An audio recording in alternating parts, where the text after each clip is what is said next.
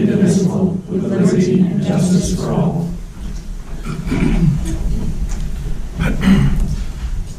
The agenda is good to go. Can I get a motion to open to the citizens to speak for items not on the agenda? So moved. Second? Second. All in favor? Aye. We're open to the public for comments or questions for anything that's not on the agenda. Can I get a motion to close the public, please? So moved. Second. All in favor? Aye. Unfinished business. Excuse me.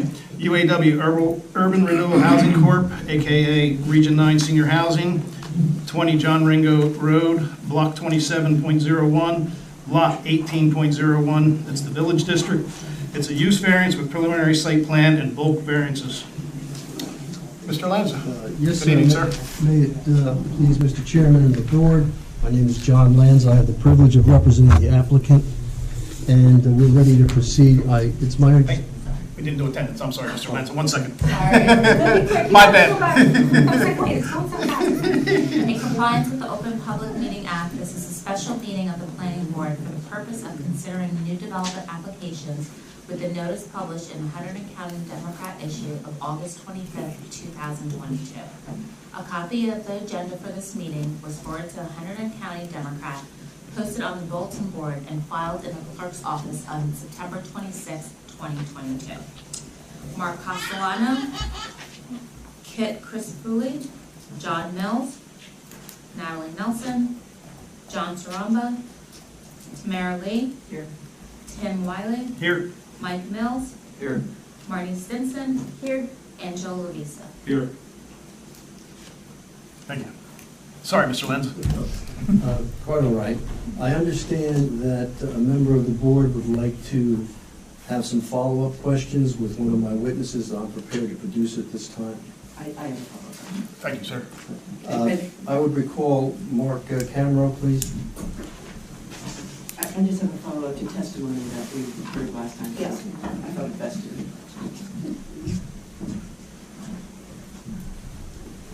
Mr. Camero, you were previously sworn, correct? And Yes. you remain under oath. Of course. Thank you. Thank you, I appreciate it. I just have one follow-up question. I want to go back to the 55 versus 62 issue. Yes. The age. You had explained that the reason you wanted this to be 55 is because there's more flexibility there. You explained how previously, when it was 62 and older, you had more flexibility with respect to the age, but then the law changed, and 62 and older, everyone has to be 62 or older, but 55, you have more flexibility. Correct. All right. I don't completely understand why you need that flexibility, because you also testified that in a lot of your developments, the average age is 74 and a half. Mm-hmm. But your traffic engineer did testify in response to a question that I asked last time, that there would be less traffic if this building were 62 and older versus 55. So my question is, would you consider changing the age from 55 to 62 so that we could realize that less traffic? No. You would not consider that? No. And why not? Again, it goes back to the flexibility that we need for this project, for all projects that are Could you term explain scenic. why you need the flexibility if you found that your average age at other projects was 74 and a half? I hear what you're saying in terms of the ages that I explained to you last. I don't know the details of the traffic consultant with that. I would have to relook at that process. But for us, the flexibility again is that if somebody is 55 or younger than 55, and the person that the one occupant is over 55, they would be able to then live in that apartment. If somebody is 62 and their spouse or significant other or whomever is younger than 62, they're precluded from living in that apartment. Oh, I understand. Right. So again, it goes back to the flexibility that we need to be able to make sure that, you know, we're not going to be holding back somebody that would be able to qualify to be able to live in that apartment. Okay, I'm still having trouble connecting this with your other statistics, that your average age is 74 and a half.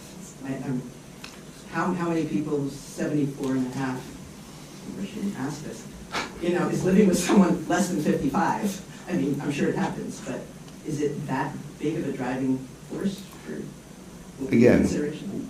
we do not want to preclude ourselves from the opportunity to be able to have somebody that is younger than 62 and a half living in the facility. All right. Thank you. Yep. Thank you, sir. Thank you. Anything else? No, that's it, sir. Oh, can I ask a follow-up question that you answered on the last time?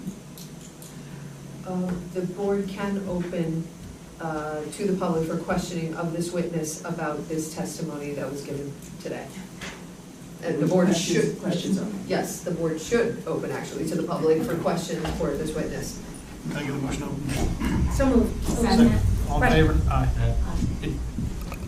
I don't know how this works, so I'm still kind of. Well, you need your name and address. Okay. Can you hear me this time? Okay. Noelle Wiggins, 75 John Ringo Road, Ringos. So back to the other week, I had asked about school buses and taxes and how you don't pay taxes. So, and then your attorney had said that you pay a pilot? And is that what it was called? Yes. Yeah. Are you talking to me? I know, I'm Yeah. not the witness.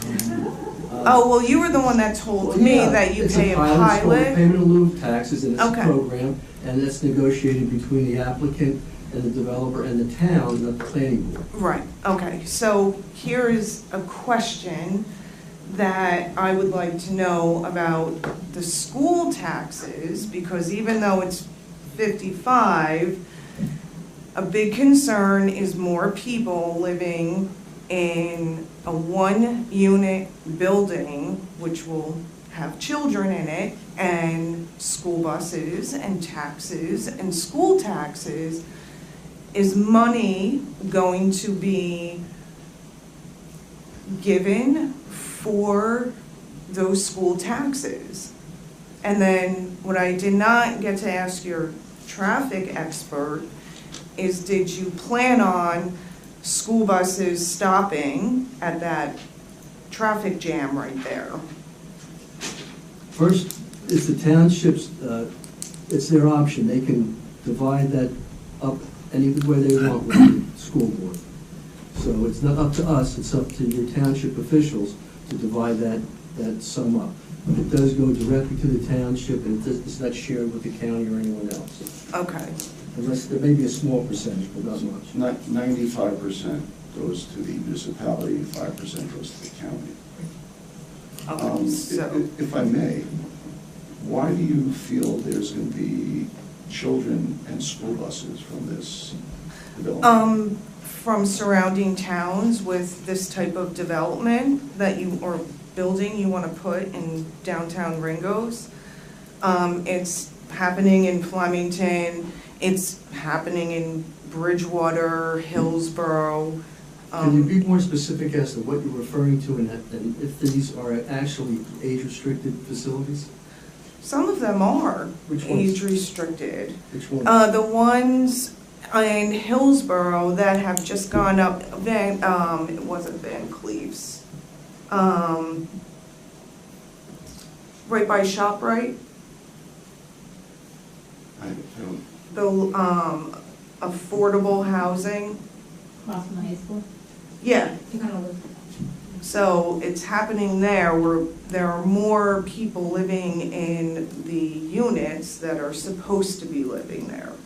So is it possible, I don't know, this is a legal question maybe, can you put a limit on how many people live in that unit?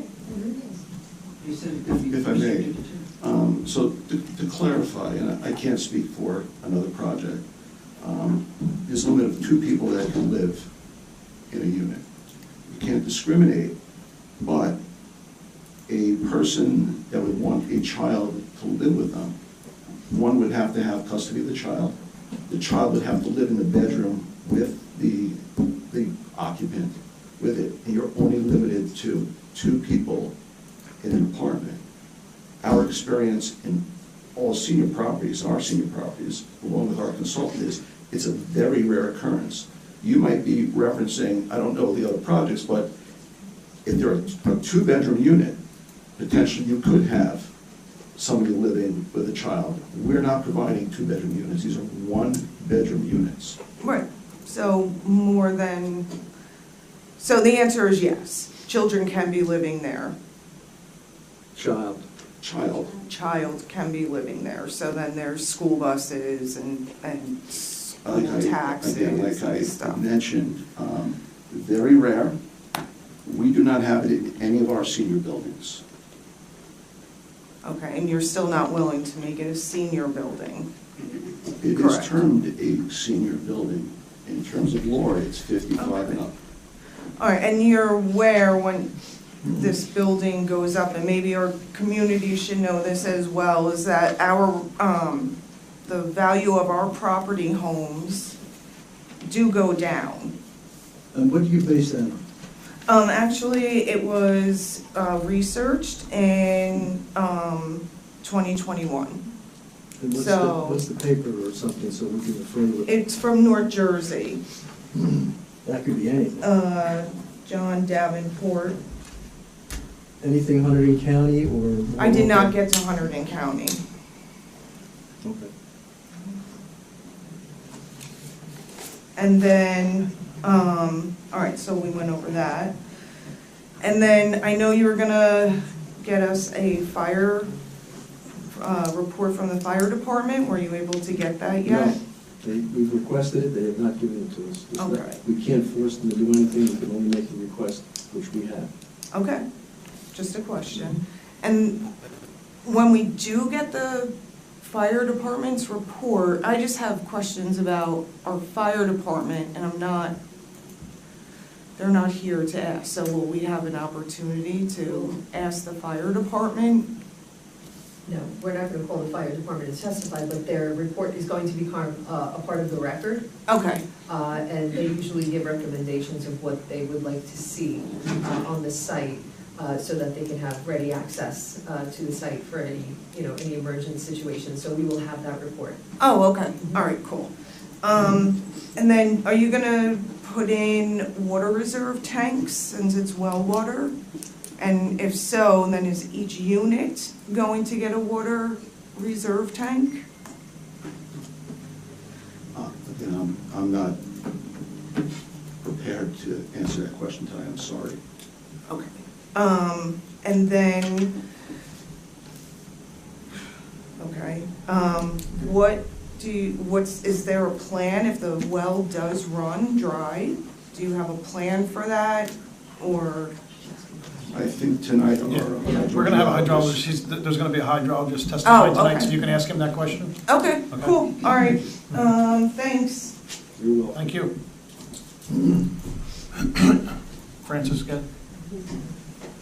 Francis Gavigan, 123 Wartsville Road. I suspect I will be heard. Dr. Google and I just found a reference, and it says millions of seniors live in households with school-age children. It's from the Kaiser Foundation. You know, as at least on about 6% of people age 65 or older, or about 3.3 million people, live in a household with a school-age child ages 5 to 18 in 2018. Yeah, Francis, Is that a questions only. question? Questions only, all Yes. right? Then I'll just gave the reference, and I'll send it to you. My question for you, sir, is early in your testimony, I recall you saying about how there was such a demand for senior housing, affordable senior housing for people, and that you had waiting lists and all of this pressure to fill apartments, like it would be implied or inferred, choose your word, that there would be a lot of pressure, you wouldn't have an empty you would not have empty units. There'd always be an influx of people wanting to fill them in that senior age restriction. The income level is going to be restricted if that still holds. The age with 62 versus 55, you don't have any 55-year-old communities, do you? We do not have any 55 Okay. communities.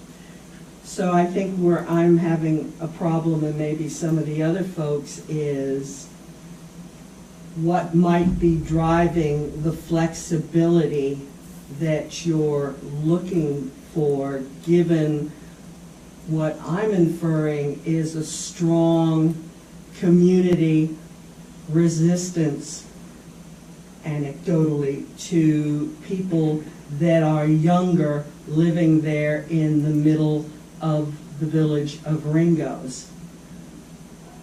You know, I know it's always nice to have as many options as possible for tenants, but 7 years, 62 and older, I would suspect would be a lot more palatable if you don't have reasons for needing to have 55 and above, below, whatever. What's the question? The question is, what are the compelling reasons for you to have this flexibility? I suspect it's not arbitrary, it's more likely monetary. If the financials are limited because of the financial qualifications, I know that I would think that you would not have any trouble filling 24 units with people 72 and above. 62 and above, even more. The kids could still get in there. I think, I know I and maybe some Francis, others. the question is why? So Yeah, would you let me why? answer? And what compelling argument for 55? I think I had, Francis, I think I had answered that to Tamara before in terms of what my reasoning is for why we want to stay with the 55 and older. I'm sorry that, Nobody understood your answer. I don't know how much clearer I can be in terms of just my reasoning for it. Can we have some order here, Mr. I Chairman? am. Yes, sir. If people are gonna be asking Yep. questions, you have to come up, Yep. state your name for the record, and then ask your question.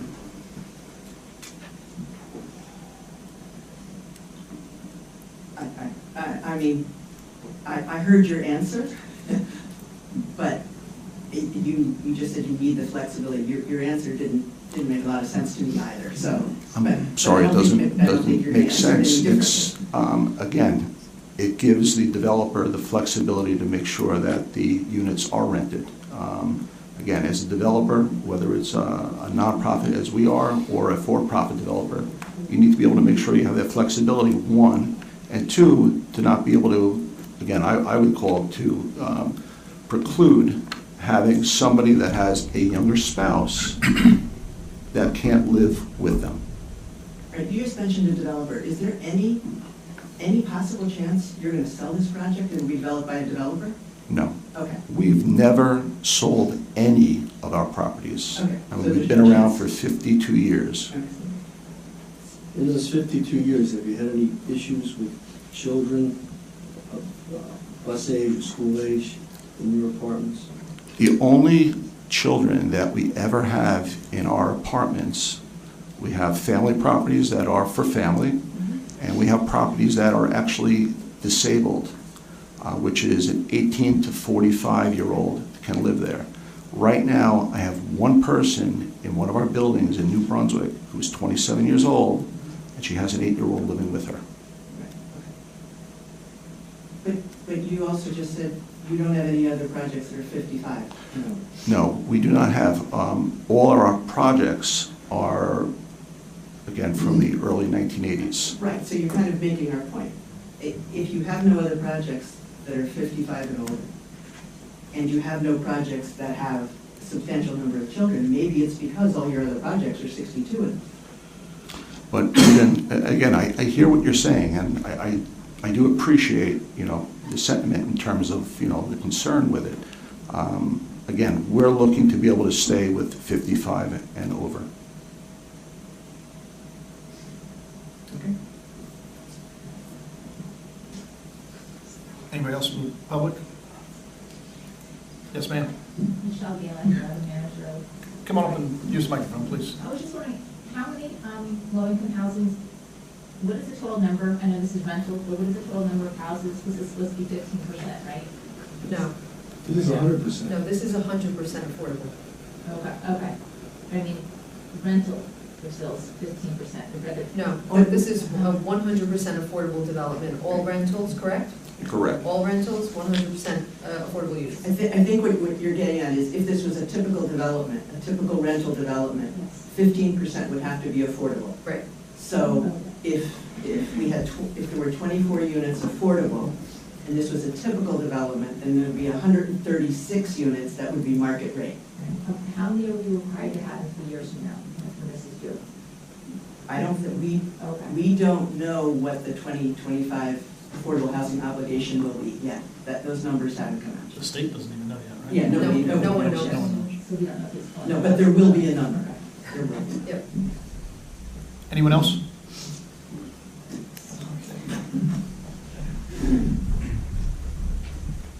Another question about our community I know you're going to be taking care of the snow plowing and the cutting grass and lawn maintenance, things like, so are you going to hire a local landscaper, or are you going to go with, I don't know, some company out in Mercer County that, I'm just using No, I that as an understand. example. In all our properties, we try to hire locally in terms of the businesses that are in the same area with it. Whether it be for this building, will be, landscaping, snow removal, maintenance on the HVAC equipment, supplies, as long as also extermination that's needed with it. So you're not sure? Or, I mean, it was kind of like, yes, we tried to, so is that a yes or a no Our goal is question? where we can hire locally, of course, you want to be able to support the community that you're in. Okay, well, that's Absolutely. why I'm asking, okay. And when, another question that has happened in other communities around these apartment buildings when they go up, is they might complain because kids are out playing baseball on Sunday mornings, Little League, and then that might affect their life. I forget what they call it, quality of life. So who do they complain to? Because I don't want to see the Little League games stopped on Sunday mornings. It has happened. Trying to understand. So who do they, are the tenants gonna call you and say, this is ruining my quality of life, can you do something? Who do they talk to? I'm not sure who the tenants would go to. Well, again, if I can separate what you're discussing, I don't see issues with, especially at the ball field, playing ball, but if there's issues that the tenants have, we do have a site manager that will be there. There'll be a superintendent that will also be at the site. We have 24/7 in terms of maintenance. And again, the residents all have phone numbers to be able to reach anybody that is concerned with it. The same thing with the municipality. The municipality will have our numbers to be able to reach us. If the site manager is not there, the super's not there after hours, there's somebody that we always have, one of our regionals that's always on call. All right, because I'm not sure if I'm wording it correctly or not. I mean, I just have heard of people complaining of those things, and then the township gets involved, and time restrictions are put on games. it has happened. I'm just I'm asking. I'm just Okay. trying to understand. Mr. Chairman, we're getting far Yeah, afield yeah, here on what that's- could happen in the yeah. future with ball games. Okay. Yeah. Anyone else? Sir? Good evening, folks. Name is Matt Repper, 16 John Ringo Road. Apologize again, been up since 3:30 a.m. So, I understand it was mentioned multiple times, yes, we've met the requirements for the year 2025. I don't have a lot of time to do the research. How often are these requirements issued? Are they on a 5-year or 10-year rotation You're talking for state of New Jersey? You're talking about affordable housing? Yes, ma'am. It has been a strange history. Because COA, the Council on Affordable Housing, was disbanded by a governor in the past, we have a lag of many decades now, and that is the reason that in 2015, when the court finally picked this up, because the Council on Affordable Housing, or COA, as we know them, was no longer functional for about 15 years or more, the courts picked it up, and that number that towns were given as a result of the settlement agreements that were reached as of the litigation that took place in 2015 was a very large number because of all the years, decades really, that no affordable housing requirements were calculated for towns. So now we're supposed to be on a regular trajectory, which is 10 years. So the next, because this started in 2015, the next round, they're called rounds, will start in 2025.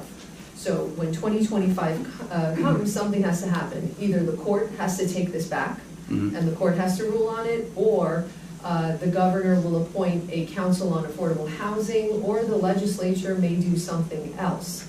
We don't know that yet. It's 2022, almost 2023. We would hope that we would know something from our government. Oh, yeah, but absolutely. we know nothing at this point. So it's kind of a wait and see. I know that there is a bill right now hanging around the legislature that would require the Blaustein School, that's in Rutgers University, to do a study of how all of these obligations that have been imposed on towns in 2015, how are they affecting towns, and how will they affect towns and regions once they are constructed? Because you see the construction everywhere. Oh, yeah. So I don't know if that bill is going to become law. We're going to be discussing it tomorrow at a meeting of the League of Municipalities. I don't know what's going to happen. There is a lawsuit hanging out there somewhere too, trying to force the governor to reconstitute COA. I've heard of that. But we don't know what's going to happen, and we don't know what the numbers are going to look like in 2025. But what I can tell you is that the obligation to provide a realistic opportunity for affordable housing is a constitutional one. So it's not one that anyone can say a town does not have to comply with. Towns have to comply with it. Will there be one in 2025? Absent a constitutional amendment, yes, there's going to be some kind of a number. Do we know what that's going to be? No. Okay. It's basically how it works. I hope that's, understandable. Well, no, absolutely, it is 100% understandable. I don't expect New Jersey to function properly. It's Jersey, we've lived here our whole lives, come on. Okay, that's a fair enough answer. But to kind of look at the trending effects of it, we went from 2015 to 2025, so that's a 10-year stretch. Obviously, if we expect New Jersey to get their ball rolling orderly, which we don't expect, who knows, it could be 2 years, 5 years, 10 years. But for now, for the year 2025, we have met our obligation as East Elmwood Township. Yes, up until 2025, yes. And then once 2025 comes, as you say, we'll see when it comes here. We'll see when we get there. Okay. What's going to happen. Okay. However, if it doesn't happen in 2025, if we have to wait a couple of years longer, first, I really don't think, this is just my opinion, that the courts are going to wait for decades again to get involved. I think that those organizations that brought all of these cases to court are going to move much more swiftly. I think that they're already making plans for that time now. So I don't think that this is going to be an obligation that's going to be pushed out decades again. I really, just from my opinion, just reading and watching what's going on, I don't think that that's going to happen.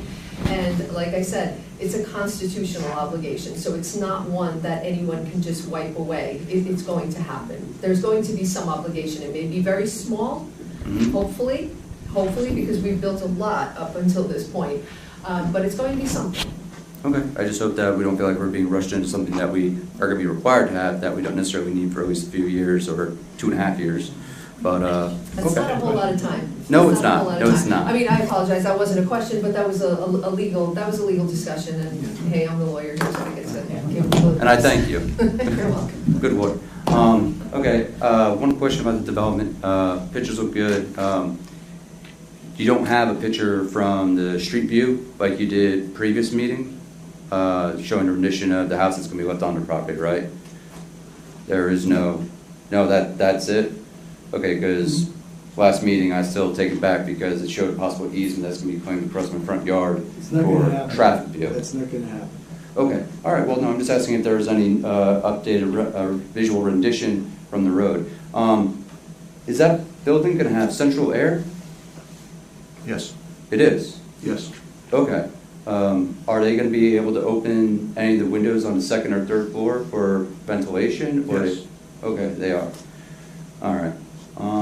That's it for now. Thank you. Thanks, man. Just for the record, John's the And just for the record, I watched the rest of the video of the last meeting. Okay, thanks, John. Anybody else from the public? Questions for Mr. Conroe? Seeing none, motion to close. So moved. Second. Second. All in favor? Aye. Thank you, sir. Thanks, Mr. Mr. Chairman, with your permission, I'd like to call John Anastasiou, please. Nice to see you. Is that- That's how you pronounce it. Okay.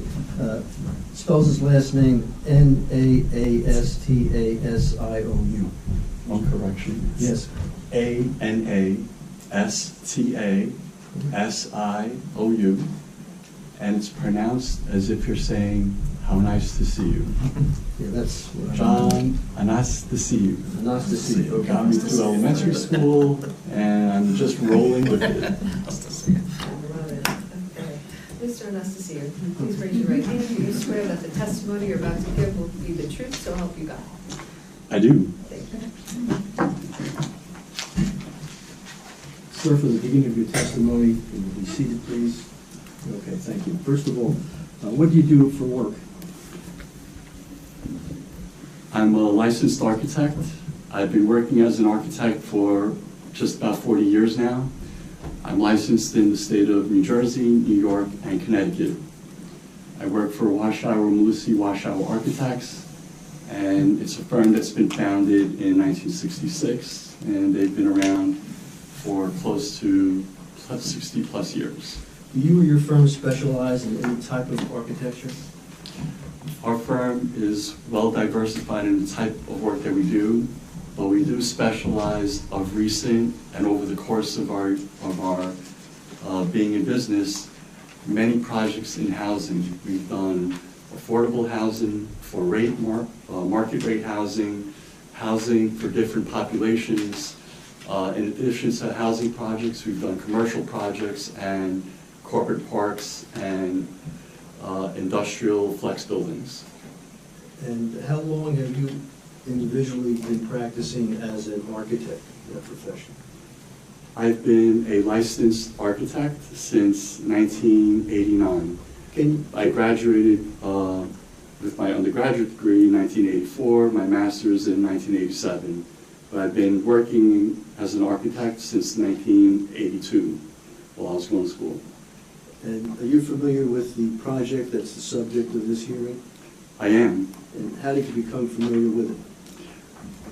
I'm one of the key personnel in the office that's been working on the project. Did you actually visit the site? I have visited the site. And, sir, do you have any teaching experience? I do. I'm also a professor at my local community college. It's actually a great joy of mine. I teach in a civil technology department, which teaches classes in architecture, engineering, and construction-related fields of study.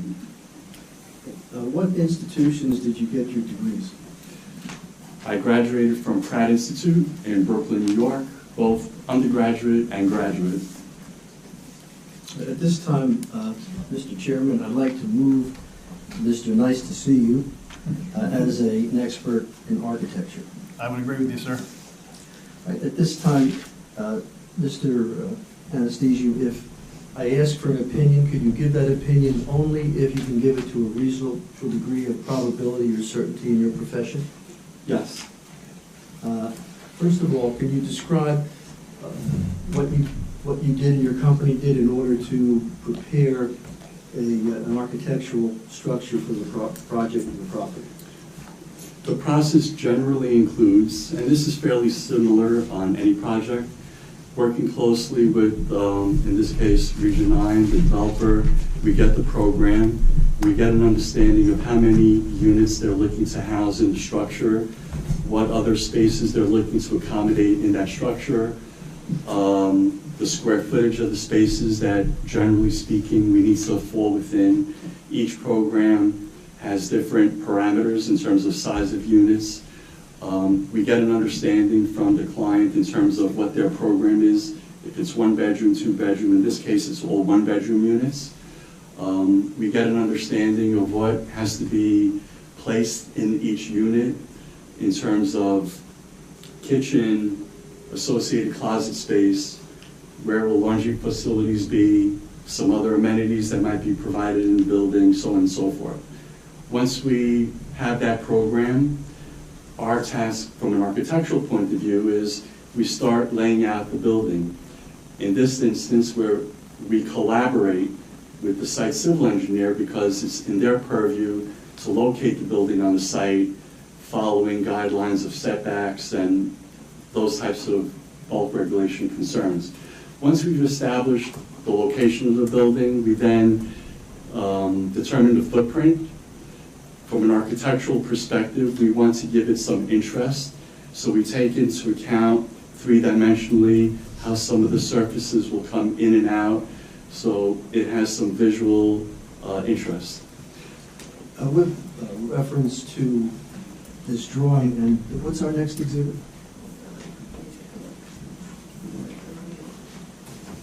A5, A6? I think we're on hang on, I've got A6, I can tell you, I've got A6 right here. no, it's A7, yes, I have it here as well. All right, sir, referring to A7, can you describe what that is? Can I stand up? Yeah. Try to do a little better when I'm moving around.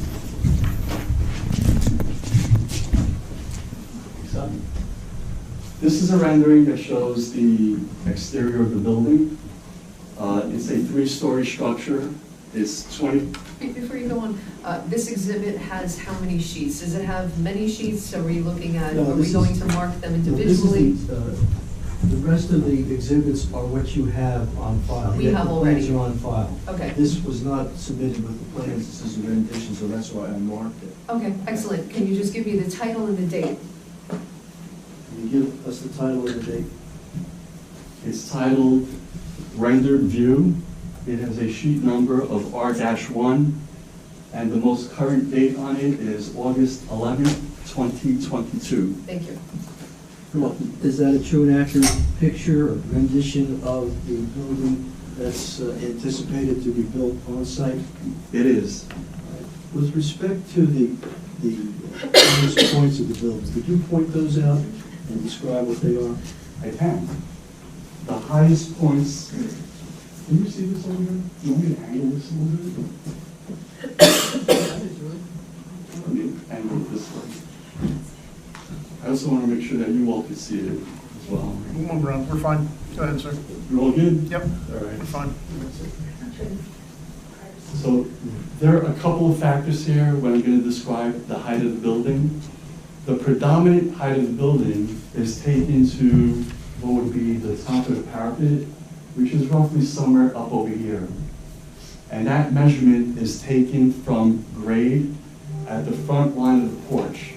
According to the definition of building height in the zoning ordinance, we choose the face of the building that's closest to the street. That grade here is where we've taken the height measurement from. We've taken that measurement from that point of grade at the furthermost point of the building facing the street. We go up vertically to the main parapet line, and we've established the height of the bulk of our building at 35 feet. In the definition of building height, it does allow for certain elements to pop up above that, and they give some examples in that. In this structure, we also have some of those elements that are going above that 35-foot maximum. And that includes this decorative front gable piece that's at the front entrance, and it also includes the elevator override. To the peak of that decorative gable top, that dimension is 38 feet and 5 inches. That puts us underneath a maximum amount of 10% beyond the 35 feet. Thank you, sir. Now, I'd like to refer you next to A1, and again, Mr. Chairman, these plans are on file with your board. Yes, sir. So, I'd like to refer you to A1. You can just describe what A1 is, how you refer to it, and date on it. Drawing that's numbered A-1 is labeled concept floor plans. It includes the first floor plan, which would be the lowest level, the one that comes right off the parking level. And then the next drawing right underneath that is labeled the second floor plan. So this shows the general layout of the building. On the first floor plan, we have 6 one-bedroom units, and there's some other spaces that deal with building services, mechanical space. You have the lobby of the building, the vestibule as you walk in through the front door. There's an office, there's community space, trash compactor, and there's also a laundry room for the building. And how many units are on the first floor? On the first floor, there are 6 units, 6 one-bedroom units. You were referring, that's just to the first floor, that's on That's the the top of first the floor. floor. And what's depicted on the second floor? On the second floor, it's, as you go up 1 story, you're now on the second floor. You come off the elevator, and we provided for a sitting area roughly in the middle of the building that looks out towards the road. A nice gathering space for socialization. The building has a central corridor that has apartments on both sides. And on a typical floor, meaning the second and the third floor, there are 9 one-bedroom units. The overall size of the building, what are the dimensions? I see them labeled. The typical dimensions for the second floor in overall length at outermost points is 132 feet and 2 inches. And the overall width of the structure at its widest point at the main body of the building is 59 feet, 10 inches, and 5/8 of an inch. Can you refer that into your next drawing? Okay. Can you describe what's depicted on A2, first of all, the title of the document and its date? This drawing is numbered A-2, and it's titled Concept Floor Plans. What is depicted on A2? On this drawing, we have the third floor plan depicted, so that's the top floor of the building. Again, there's 9 one-bedroom units shown on this floor with a common sitting area as you come off the elevator lobby. Below that, we have slightly enlarged plans that just show the 3 varying sizes of the one-bedroom units. They're all fairly similar. They just have slight nuanced differences. It's dependent on their placement in the building that slightly gives them, a square foot difference. So we have a unit that's labeled type A1, and the square footage of that is 625 square feet. And that's dimensioned at 25 feet, 2¼ inch in its width. And then from front to back, so when you first open your door to the window wall, that dimension is 24 foot 10. The next drawing is labeled drawing 3. It's typical A2 unit, and that one has a square footage of 620 square feet.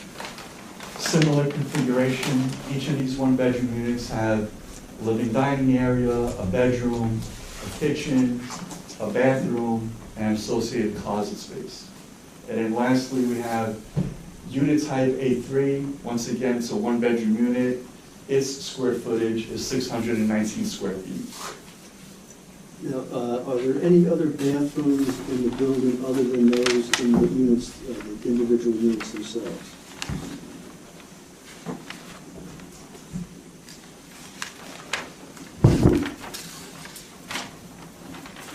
No. Okay. Any other comments on A2? I don't have any more comments. All right, can you go to your next appeal? Can you first identify that what's depicted as A3 is labeled? You all can see over here? We have sets here. What's depicted on A3, what's the title and its date? This drawing is titled Exterior Elevations. Its date is also August the 11th, 2022. This drawing shows the exterior elevations of the building, the 4 main faces of the building. The top drawing is labeled drawing number 1, and it's called the front elevation. It's the west side of the building. It's the side of the building that has the front entrance.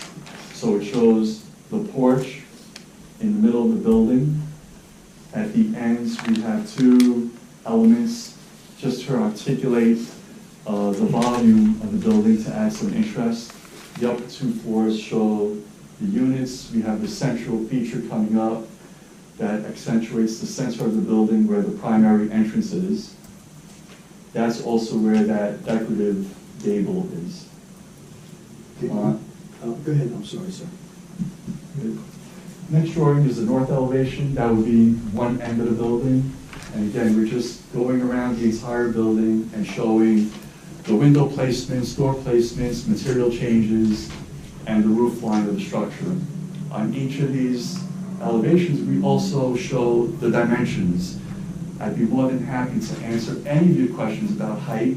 We have all the information on here, and I could explain how we got to the height and what all that means. Can you show on the building that, on the drawing, that part of the building where you measure the highest point of the building? Absolutely. The highest point of the building is taken from the grade at the front leading edge of the porch, because that's the face of the building that's closest to the street. Our height originates from there. The highest point of the building is to the top of that decorative gable, which is over the main door of the building. That measures at 38 feet and 5 inches. The ordinance allows, as of right, maximum height 35 feet, and then they also list elements that can go up above that. In my personal interpretation of that, some of these features I think fall within that characteristic.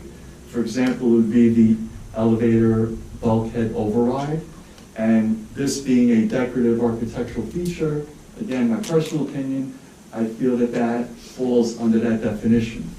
However, in the ordinance, there are also allowable exceptions to exceed that 35-foot height maximum. You're allowed to go up no more than 10%. At 35 feet, 10% is 3 feet 6 inches. So we went an inch less, so we fall underneath that 10% maximum.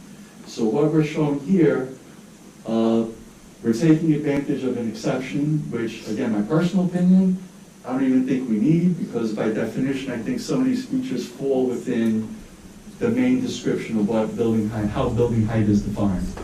But nonetheless, we have all the measurements shown here. Based on your review of the ordinance as an architect and your structure, when you refer to the gable or these highest points, in your opinion, is that something that's accepted from the 35-foot requirement?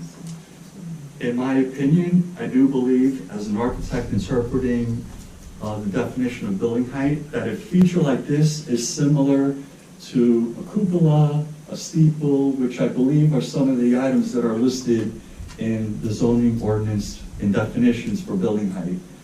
And the elevator extension on top, what's the purpose of that? An elevator needs a certain amount of height functionally, even though it serves the third floor, the machinery, some of it needs a little added height, a little bit more than just what the height of the story is. So that's referred to as an override, and it creates a little bit of a bump out above the roof, and that's what's depicted here.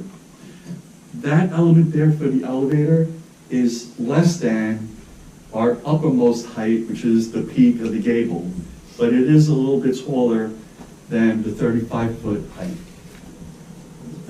When you designed this building, did you take into consideration any characteristics of the local architecture? Yes, that's something that we often do in all of our projects. We like to take into account where the project is going, the neighborhood that it's going into.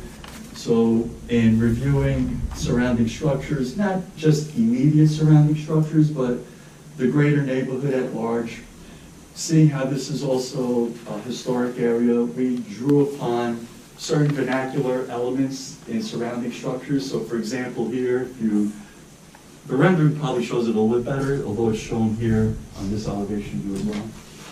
I'll pull that up. In the center of the building, first of all, we have a porch, which is a feature. We have this bay-shaped window, which also draws upon some local vernacular elements, architectural elements, which introduced it into the design here. The gable top with the squared up, with the triangulated protruding element here with a different texture. That's another technique that we incorporated into this design. So we also tried to take different finishes with different textures, so that we're now looking at a monolithic structure. Additionally, we also have these engaged columns that are going to be made out of trim, that are just different size trim, to again add interest to the building and have it be complementary to the surrounding neighborhood. We use two different textures of siding, two different techniques of applying the siding, and two different colors of the siding. I have a sample board here. I guess we'll get to it at some point. Well, we can segue into that right now. Have you brought any samples of the materials you're referring to? I did.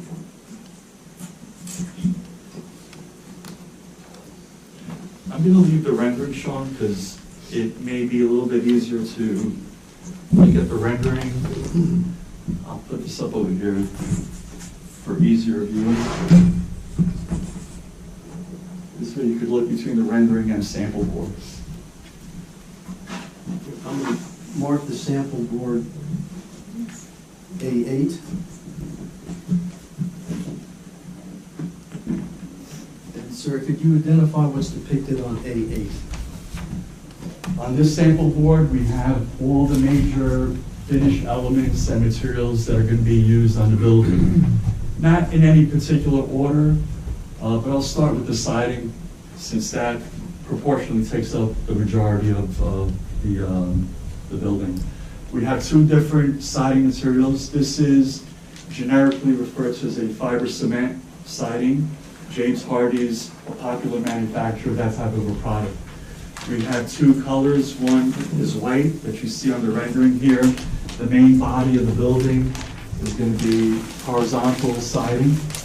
And then at certain parts of the building, begin to break up the elevation and to add scale to the structure. We have a different color of the same product. This is their night gray color. And it's going to be installed in a board and batten format, which is a little bit more vertical.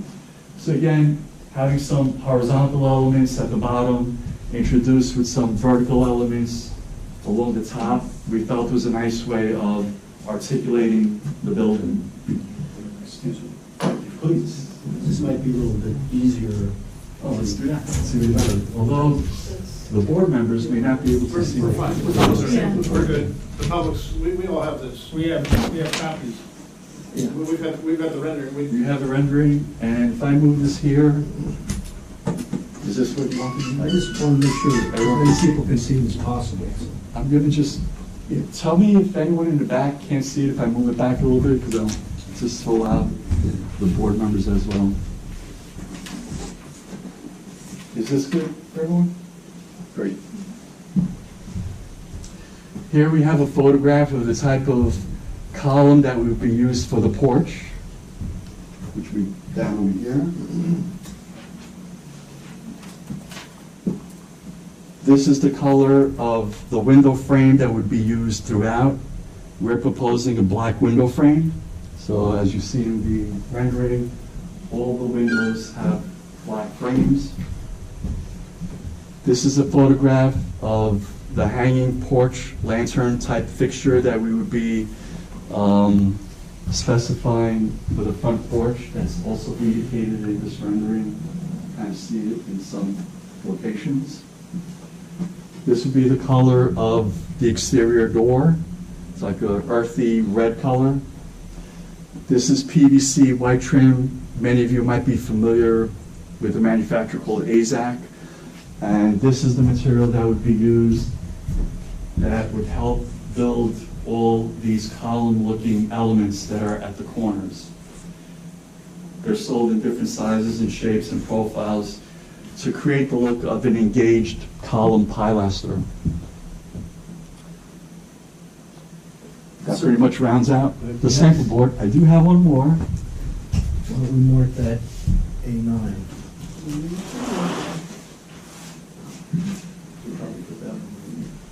This one over here, this is the color of the architectural grade asphalt shingle that we're proposing. Basically, it's a black color to complement the color palette that we've selected here.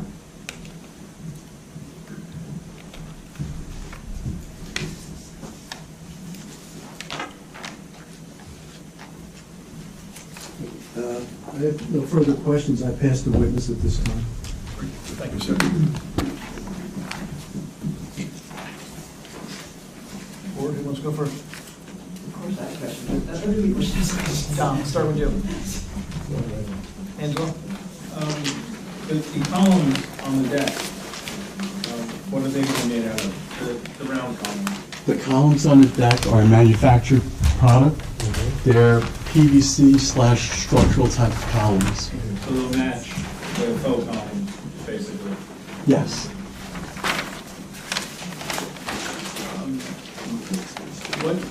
What goes in the elevator, the little room on top of the elevator, if that's what you call it? Override. Override. Or bulkhead, same thing. Kind of. That's like where the motor goes and everything? Yeah, above, depending on how the elevator functions. The elevator cap is going to have a certain height. Then there's machinery above that and cables and pulleys. That all needs a little bit of height. So that's what creates that pop-up above the roof plane. One last question. Which type of elevator? Is it going to be hydraulic or cable-driven? Or not decided? I would say not decided at this moment. I mean, I could take probably a good guess of what I think it's going to end up being, but it's not been decided. Okay. That's all I have. Mike? I have no question. Tam? I have a few questions. Happy to answer. The height of the building. Yes, You said the finished grade is at the porch, I did. but per our ordinance, Yes. finished grade goes to the ground surface, not the porch. What I meant, perhaps I wasn't clear, I'd be happy to clarify. The ordinance states, as I understand it, you take the grade point at the face of the building that's closest to the street. Correct, For us, that's the porch. correct. So I just used porch kind of like as an umbrella term, but it would be the grade, not the porch. But your elevation says the finished grade at the porch is the same as the first floor elevation, so it's actually higher than the finished grade of the ground surface. May I explain? Yes. Please. So on the site civil engineering drawing, so I need to look at my notes because I don't have it all memorized. The grade at the porch, what we're understanding to be grade, Yes. the way you mean it, Yes. that's how I'm gonna read it right now. Okay. It's 204.2 feet. Okay, so it's from that elevation point that we're gonna measure the height of our building. 200. We're gonna make that building work according to the dimensions that I put on that drawing from the height of that grade. Okay, so your architectural elevation is incorrect, because it shows finished grade at porch, and there's actually a dotted line that is above the ground surface. So you will make your architectural drawings consistent with the engineering drawings. The Because short right answer now- to that would be yes. Okay, because right now, we don't know what the height is from the first floor finished elevation and the ground surface. It could be 6 inches, it could be 2 feet. Actually, it just recently got defined on the civil drawing, and we're gonna match the information on the civil drawing. And you are correct. The height of the first floor is incrementally a little bit higher than the grade right beyond the porch, let's call it. We're gonna honor the height because the ordinance goes by the grade, not by the first floor elevation. Our drawing kind of has them co-joined right now. Right. And actually, our ordinance defines finished grade as ground surface, so it's got to be consistent. We are gonna follow the zoning ordinance. Okay, good. I'm not deviating from that, Okay. and we will make that number work. Okay, That I guarantee you. thank you. That would be a condition. The decorative gable that you talked about, Yes. what's the width of that?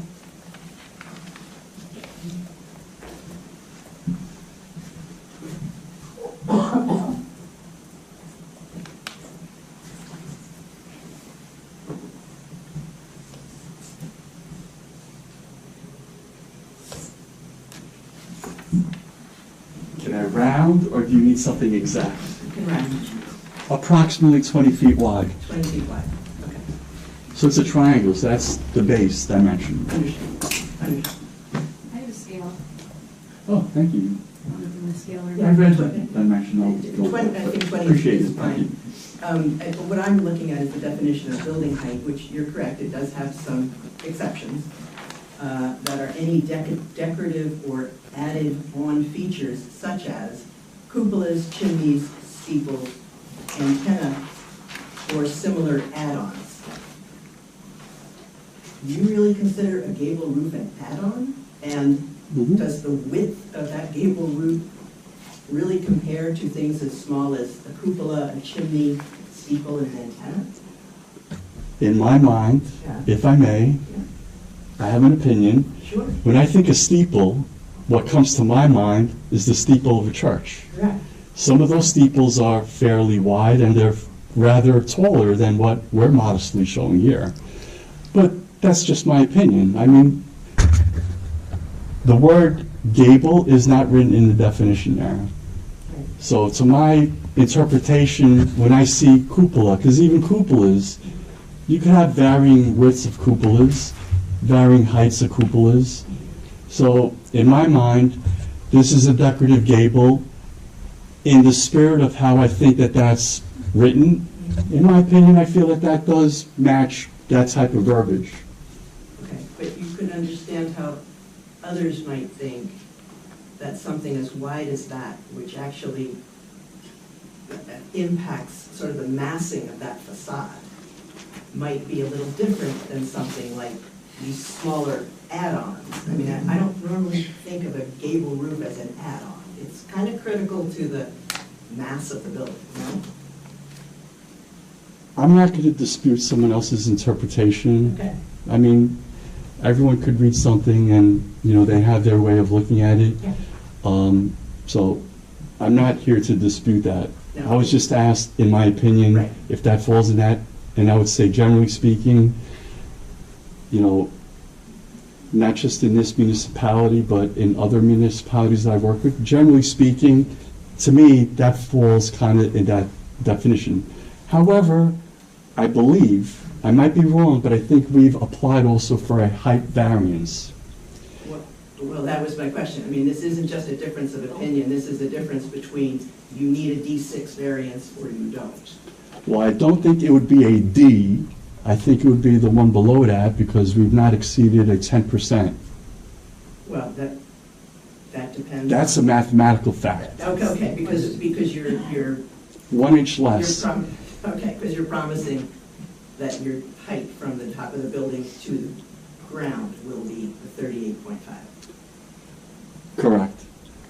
Less than, 38 and. Less, 38, 38.5 Not in 38 and 6 inches. Yeah, max. We're not going to go more than that. all right. That, I'm telling you, is not going to happen. We're going to make that work. You can't. Even if Excuse you're me? asking for a C variance, you've asked for, the applicant's requested a C variance, so we're not even looking at a D variance at this point. So you can't. So if you're intending to do that, the applicant would have to renotice for a D6. A D variance. Okay, I'm going to need a little help here. Okay. Can I get a lifeline? So my understanding, all right, if I comply, let's say, for argument's sake, if the way I'm interpreting building height definition is right, I'm not saying that it is, but my opinion, let's say it is right, I don't even think we need a variance. That's my opinion. However, if I've read somewhere in the zoning ordinance that there are exceptions that can be granted, and one of the exceptions has to do with height. I actually think I might have printed it out, now that I think about it.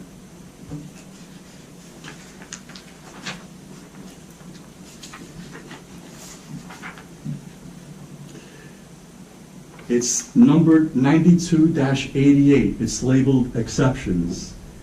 And it's letter A, and it says height. It's a long paragraph. I'm not going to read the whole thing. But as I'm understanding it, if I can beat no more than 10% of the height, and I would fall under the description of that exception. That's why we dropped it by an inch, so that mathematically we're less than 10% of the 35 feet. That's if we even need that. According to my opinion, I don't even think we need to go to this exception, but I think it's already in the application. So that's a little bit beyond, the site civil engineer may want to chime in here or someone We'll else. take care of that. Yeah. But I'm just offering, as an architect, reading the definition of building height, in my opinion, I don't even think we need a variance for the building height.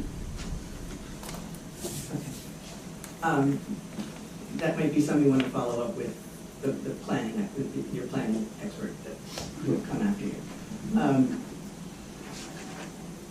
A couple more questions.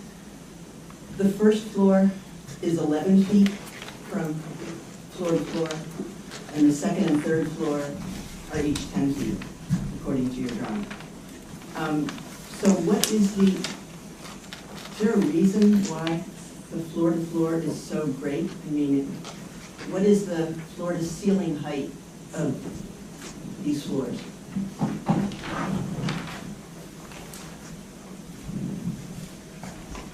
We're probably going to look to maximize the ceiling height, and from a structural point of view, again, we're not there yet, but I'm working on another project right now where we're using floor trusses for the structure, and that takes up 18 inches.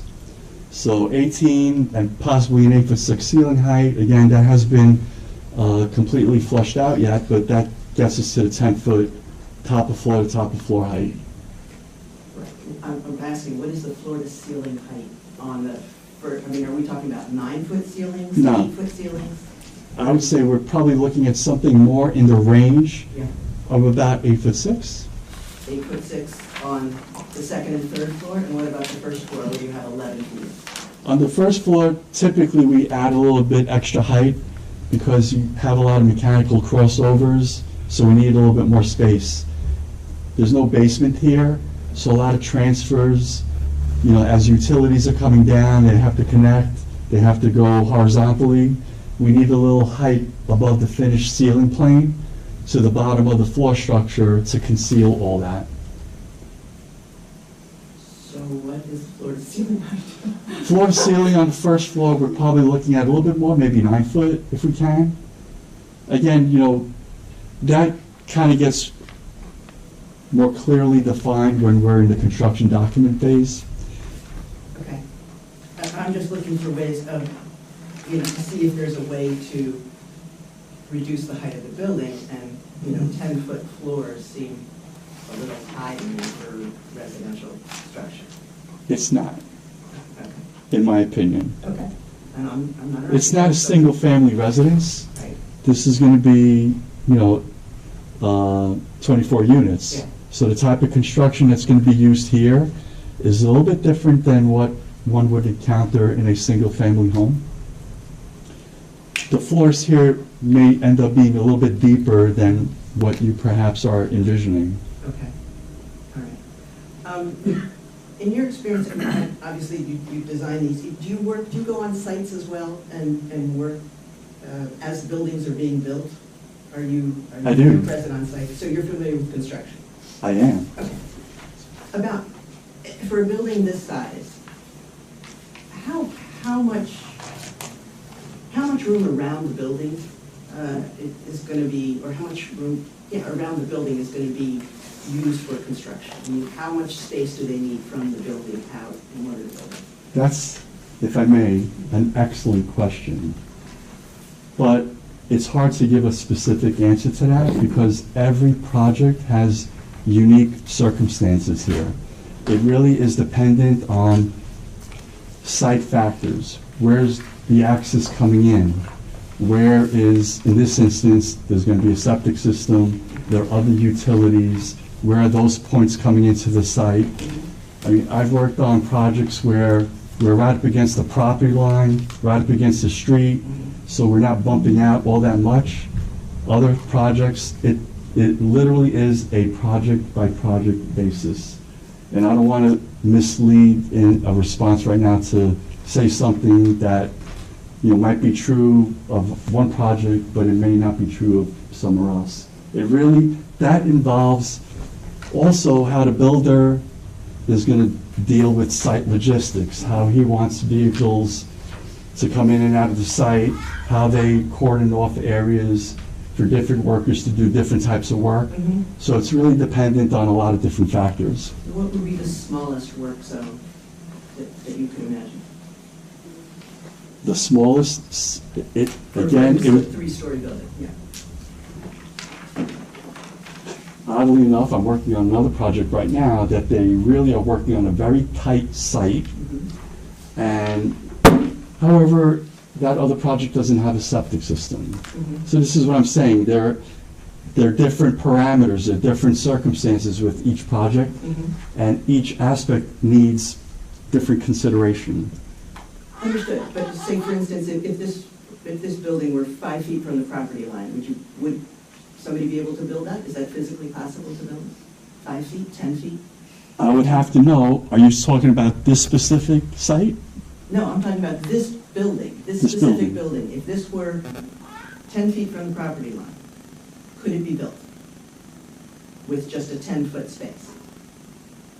Based on what you In know a about vacuum, construction. absent any other considerations, Yeah. it's not applicable here, I don't think, but absent any other considerations, you could build a building closer to a property line, but you would have to understand other aspects of that project. Right, but you think it's physically possible to build, say, within only 10 feet? They built skyscrapers in the city, Manhattan, right on the property line. Okay.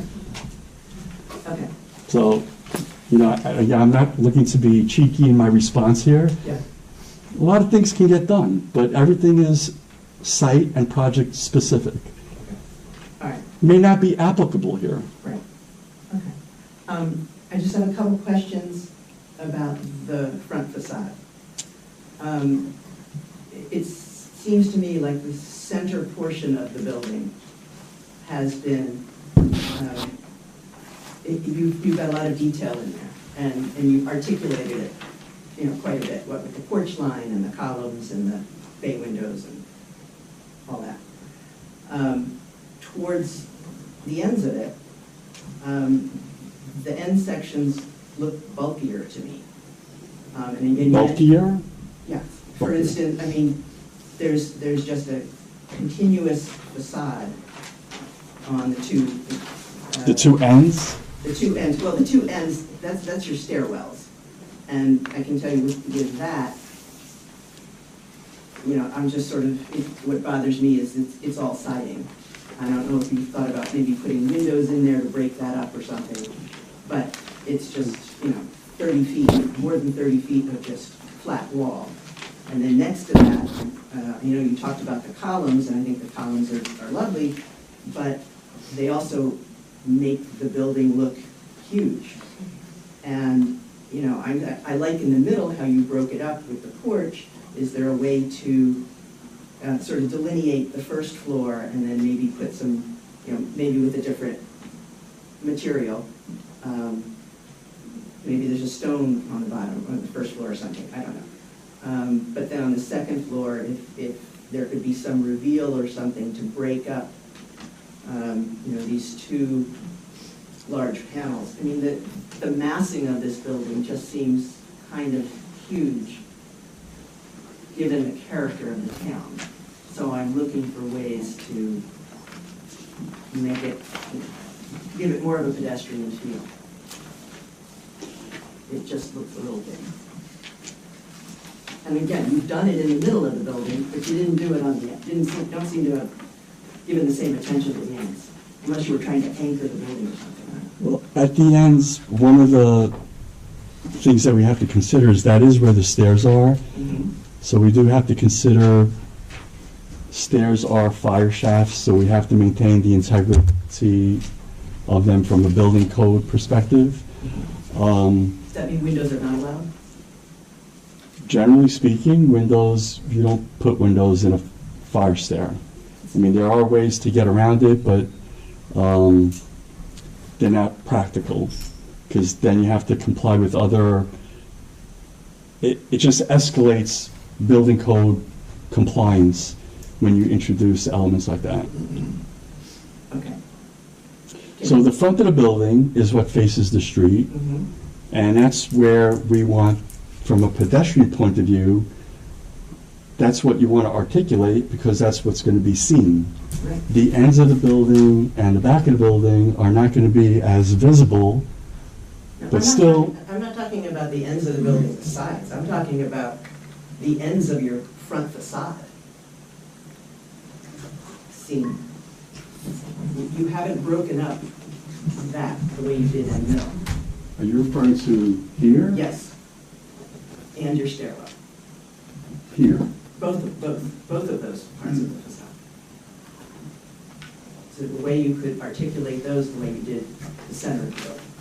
Well, the center of the building is also where we have the porch. Mm-hmm. So that's another just element that helps to break out the massing of the building.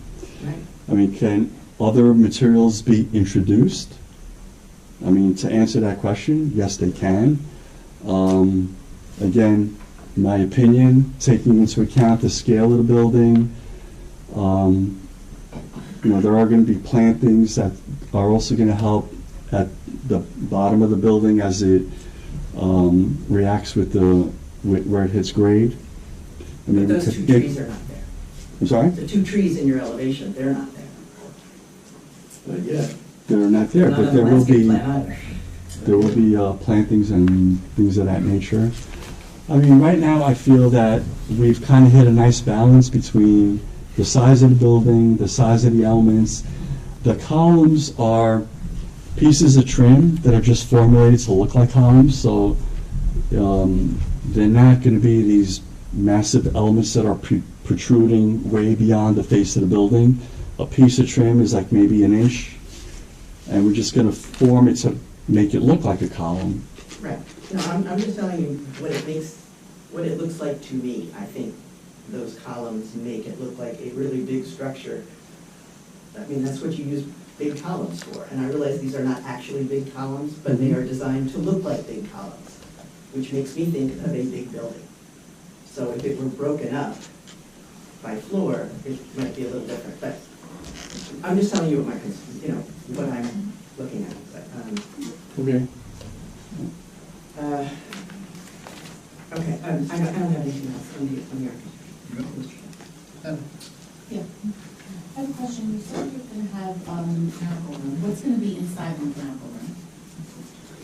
Typically on any building, that's where you have the initial equipment.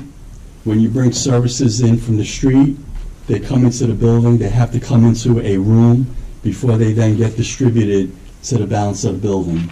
So in that room, you would have electrical equipment, water type of equipment, things of that nature.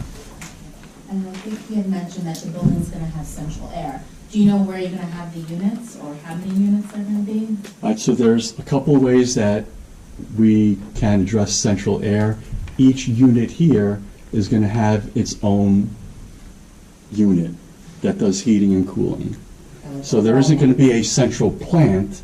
Each room is going to have, each unit will have its own, let's call it a mechanical closet that has its own mechanical unit that's going to provide heating and cooling to that space. Okay. And then are you going to plan to have a generator? I believe there are plans to have a generator. And then any ideas for like outdoor lights? I know you had one during the porch, but like floodlights on the sides? Architecturally, I'm just showing what's going to be hanging on the underside of the porch. In terms of site lighting, that's shown on the site civil engineering drawings. Okay. I believe testimony may have been given to that effect. You're welcome. It's hard for me to, the landscape plan and that rendering and where this is on the lot, like, will any of the landscape, and maybe this isn't a question for you, will any of the like, if I'm walking down the sidewalk, is that what I'm gonna see? Or are there gonna be landscaping that's gonna? That always works, by the way. When you Is there gonna be, will landscaping change the vision that rendering shows if I'm walking down the sidewalk? Or well, that's what I'll see walking down the sidewalk? That would have to be coordinated with what's indicated on the landscaping plan. Right. That's my question. Can you produce a section from the street to the building that shows the building, the street, the grading, and the proposed landscaping? Okay. Can I turn around for a second? I think Mr. Eric there, who's the site civil engineer, he may already have, that the drawing that you're looking for is a little bit of a hybrid. Site civil engineers typically do what's called section cuts, just to show the relationship from the road through the property to the building. I haven't memorized the drawing, so that type of a drawing may exist. I don't know that it would be showing landscaping or not. Well, that would get to Marnie's question. That's why I asked it. Okay. But, so is the proposed landscaping gonna make that look different from the road? Or is that what I'm gonna see when I'm walking down the sidewalk in Ringo? I'd have to compare what we're depicting in the rendering to what's shown on the landscaping plan. I don't have the landscaping plan at my fingertips right now.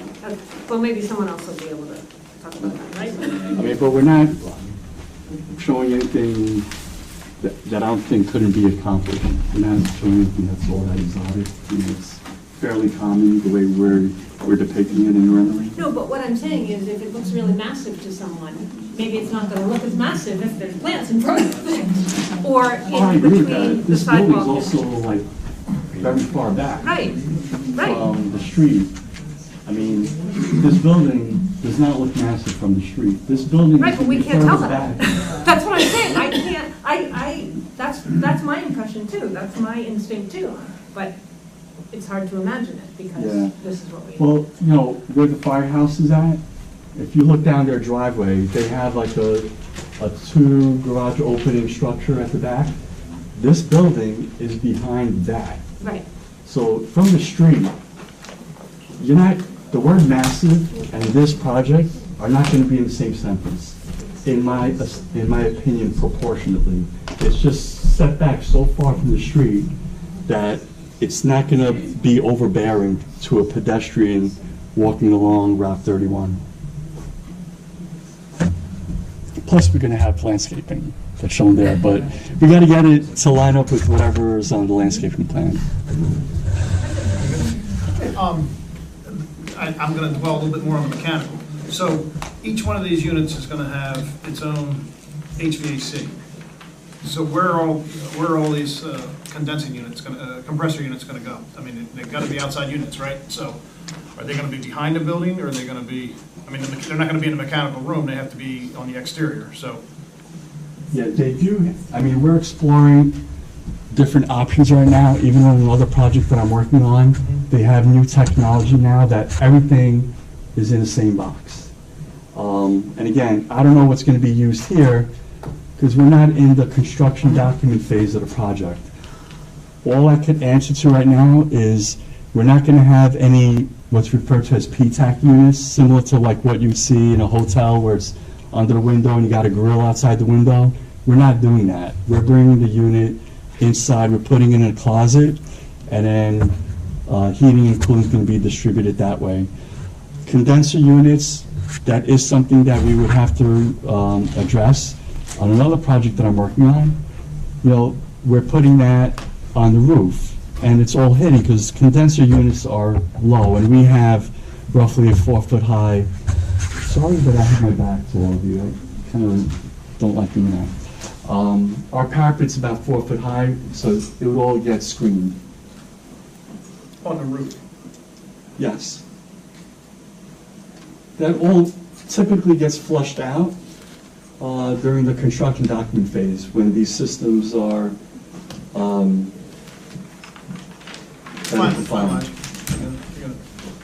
But it's important for us to know if they're going to be on the roof or on the ground. It's going to be completely different impact. Yeah, I don't suspect that they're going to be on the ground.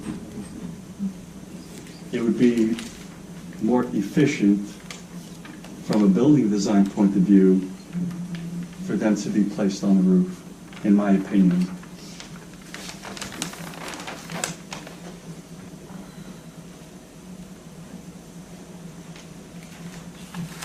Is there a reason why there's 3 separate entrances to the front? I mean, there's two go into the community room, and one to the vestibule, to the lobby.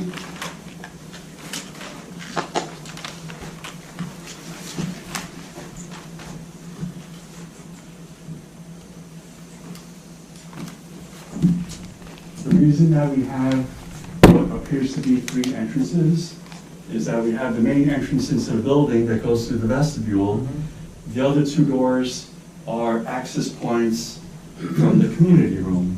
So if someone was having some type of a gathering in the community room and they wanted access to the exterior porch, which is a nice outdoor space, it's just an access point. Think of sliding doors up in the dining room that you get onto your back deck. You know, it's something similar in concept. Well, and trust me, I'm not trying to be a stickler here, but to me, it looks off balance. Because, so on the other side of that, you've got an office, which I can understand not having an exterior door, but you've got a laundry room. It just looks off balance with 3 to me, and they're, you know, I mean, it's a big building, so I get it. I know it's not a residence. I understand that. And just, to me, it makes it look off-centered because you've got two doors on the one side and then, you know, your center door for your vestibule, which is, you know, your pizzazz, you know, I mean, that's your front of your, it just looks off balance to me, that's all. I'm just questioning if there's a reason why that's that way. I understand the comment. There's doors because it's a community room. On the other side, we have two windows that Go into the office. match probably the width of the doorways. Mhm. So Okay. I don't know Okay. how off balance it would really be. It's just one's a door and one's a window, but the openings would be there. Thank you, sir. You're welcome. Board's good. Elena? Yeah, so you mentioned a parapet, but your elevations show it's like a roof. Is it like a faux roof? And then behind the roof is where the equipment's gonna sit for the utilities, the mechanical? This probably shows it a little bit clearer in terms of the heights that we're talking about. We have a dimension here, or we have a line that represents the roof line. Then the 35-foot height dimension, we took it to the top part of this main roof line. So this is an angled roof that at some point behind it, it just goes down vertical to the roof plane. And that height is about, if I'm just subtracting, we have about 5 feet to work with there. Okay, so it's not a full roof across the whole top of the building. It's just kind Correct. of a disguise essentially to hide mechanical equipment up there. Yeah, this is almost, it's really not a mansard type of roof. It's a sloped roof from the street. It goes up like this, and then at some point, it goes down and it hits a flat roof surface. Okay. Okay, I've seen something similar to that done for other, nothing quite like this type of project, but to help kind of screen mechanical equipment that's on their roof from neighboring properties. I do have a couple questions from my report, though. Can you provide some testimony about the use of, you know, green technologies, water-saving appliances in the units? Is it your intent to use, you know, like energy and water-efficient appliances for each unit? I think testimony may have been given by Mark on that. I'm not 100% sure, but I think that falls a little bit more under his domain. Okay. We're going to take our lead from what the program is. What do you mean by program? Program to me generically means what is going to get implemented into the building. Would you be opposed to committing to, like energy-saving appliances for the? I'm not opposed to it, no. But, and I'm sure, I don't want to speak for the developer or the client. Okay, He can only give his opinions and advice. Yeah. okay. But, I mean, it's obviously very popular. It's something that a lot of developers do. My opinion, I suspect we're probably going to do something in that realm, but I can't respond to anything specifically because we get our direction from the client when it comes to the particulars. Okay. But, you know, using energy efficient items, it benefits across the board. It's a benefit for many people. Can you provide some testimony about the number of washers and dryers provided for the building? Yeah, we have a common laundry room that's down on the first floor.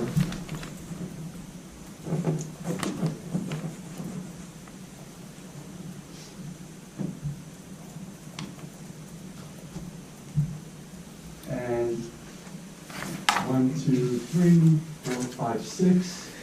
We're pictorially, we're showing 6 items, but again, my opinion, I wouldn't hold it to what I'm showing there.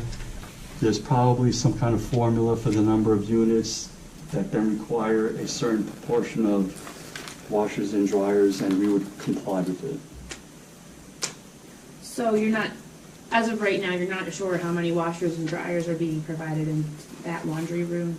I personally am not sure how many washers and dryers are being shown right now. I'm showing 6, but it may end up needing to be a couple more. But the room is big enough to accommodate it.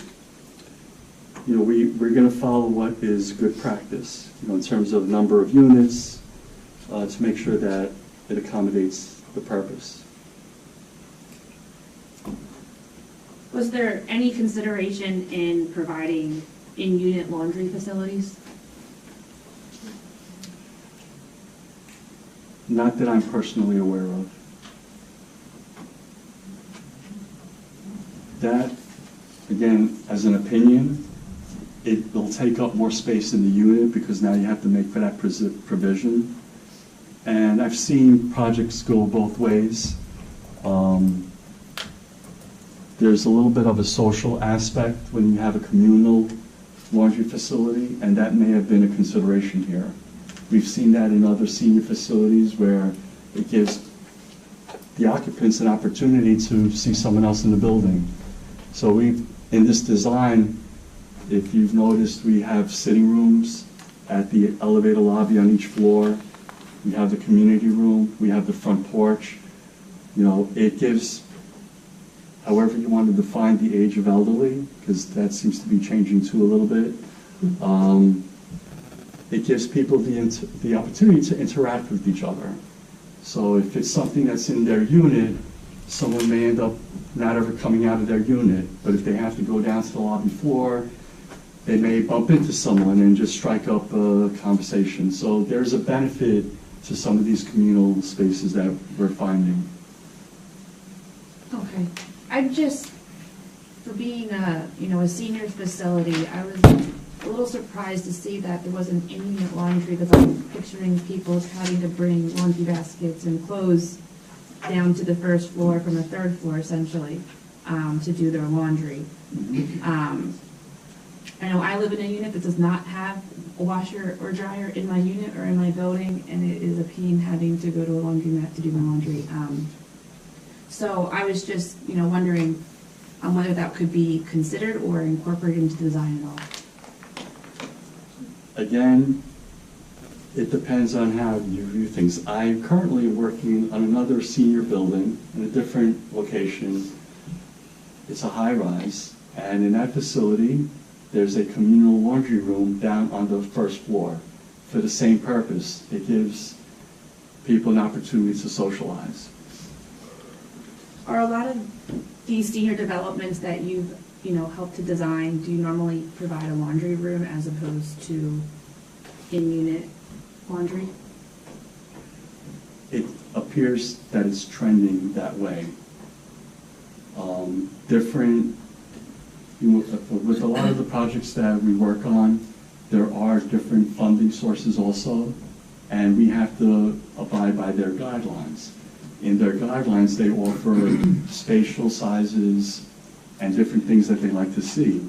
And perhaps, some of those guidelines include communal type spaces because it gives the opportunity for social interaction. Okay. Will the common areas of the building be climate controlled, Yes. including the hallways on the second and third floor? Everything's going to be climate controlled. We also have to follow code requirements. Okay. And then, as for the generators, I think one of the board members asked a question. Will the generators be used for the common areas of the building, or will they also be used by the tenants in case of a power outage? I don't know that I can speak to that specifically at this moment in time. Okay. I could just offer an opinion based on other projects that I've worked on. Sure. Typically, generators are there for what falls under the category of life safety features. Mm-hmm. So the elevators probably, Eric, if you want to chime in at any point. Elevators typically are on generator. heating, main lights, emergency lights, those types of functions, just that the building could operate safely, is typically what's on a generator. And that's built into the building code. Okay.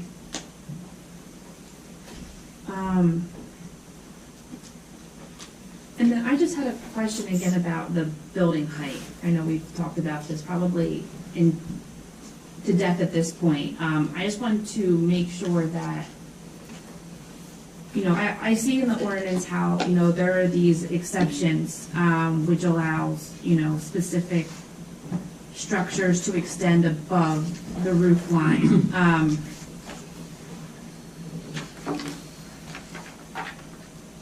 Is it your opinion that this like faux roof that's being put on top of the building, are you considering that to be a cupola? Like a cupola. Not exactly a cupola, but within that realm, or steeple. This is a faux gable. There isn't any building space behind here. It's just an architectural feature. So the way I would interpret that, in my mind, falls within the spirit of some of the other examples that are in the definition of building height in the ordinance. Just offering my opinion. Mm-hmm. I understand, but in any event, it's not going to be equal to or greater than 35 and a half feet from grade.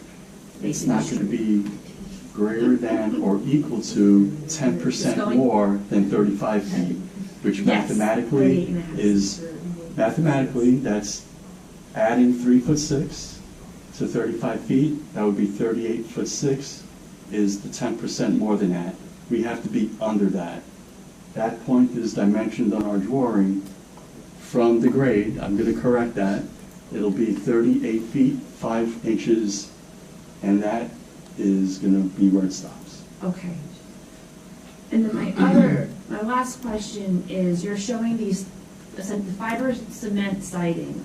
One of them is somewhat textured and the other one is kind of plain. Are you proposing to use the textured siding for the white on the building? Yes. Okay. That's what I'm proposing. And then the flat will be used as the vertical. The vertical panels, essentially. And if you look at either at the rendering, you probably need to look at it a little bit more close up because it probably gets lost the detail from your distance. Or look at the elevation drawing. Where we're proposing the gray, they're vertical. They're called battens. They're just pieces that are maybe about 1 inch wide, and they stick out a little bit, so it adds a little bit of texture. But because that's going to be a little bit more vertical in nature, again, we chose not to give that siding element the texture like this. This is going to be on the horizontal, so this is more customary. Okay. And then one last question, is there any lighting proposed by the entrance or on the building? Other than those hanging kind of orbs on the porch? The lighting that we're showing is that. Okay. There may be other lighting, but that would be shown on the site lighting plan. Architecturally, all we're showing are the hanging lights that are going to be underneath the porch. Okay, so there's no extra like exterior floodlighting or anything like that that's going to be mounted on the building? That's shown on these drawings. I'd have to confer with the site civil drawing and see if maybe some building mounted lighting is shown there. Okay. But as far as I know, lighting the site is accounted for on the site civil drawings. Okay. Those are all my questions I have for now. Thank you. Thanks. You're very welcome. Bill? Thank you, Mr. Chairman. Couple of questions. Let's start with this rendering here. So the roof treatment that you've been describing, that will extend above the top of the building to potentially hide rooftop equipment. Is that That's what I'm understanding?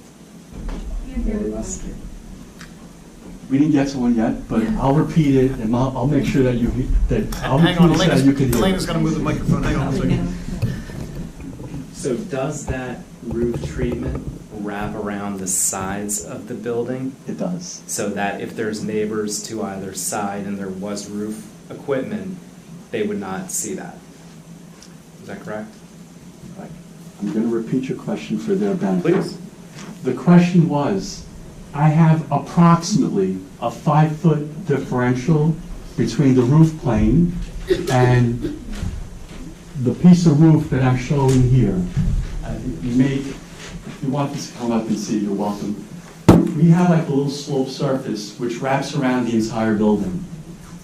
That vertical surface, when I'm standing, if I was standing on the roof of that building, I'm standing on a flat surface, I'm looking at a wall a little bit taller than this actually, about 5 foot high, and then as it goes out towards the street, it slopes down. So from the street, it looks like it's a regular sloped roof, but at some point it stops like this, and then it goes straight down. So here I'm walking on a roof. So if that's the edge of the building, I'll take this as an example. This is probably the height of what a condenser unit would be. This height is less than that height, plus I'm someone down 35 feet below. I would never see this anywhere around the building because this is lower than that height.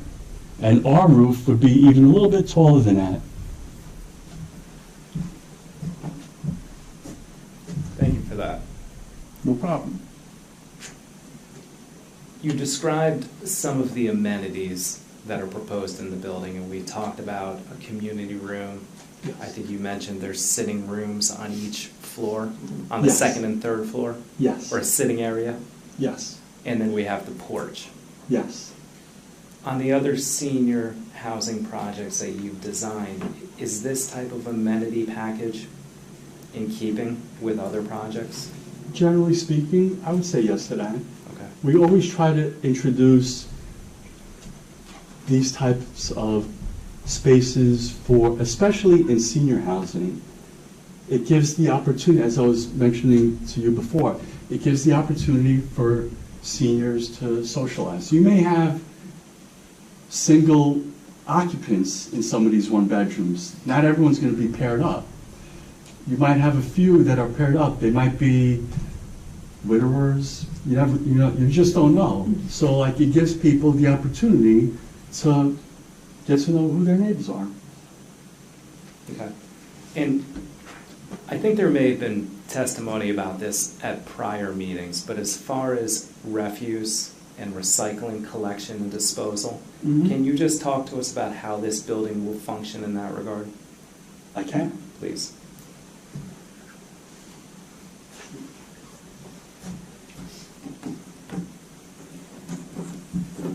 I'm just going to use one floor plan because they're all the same in concept.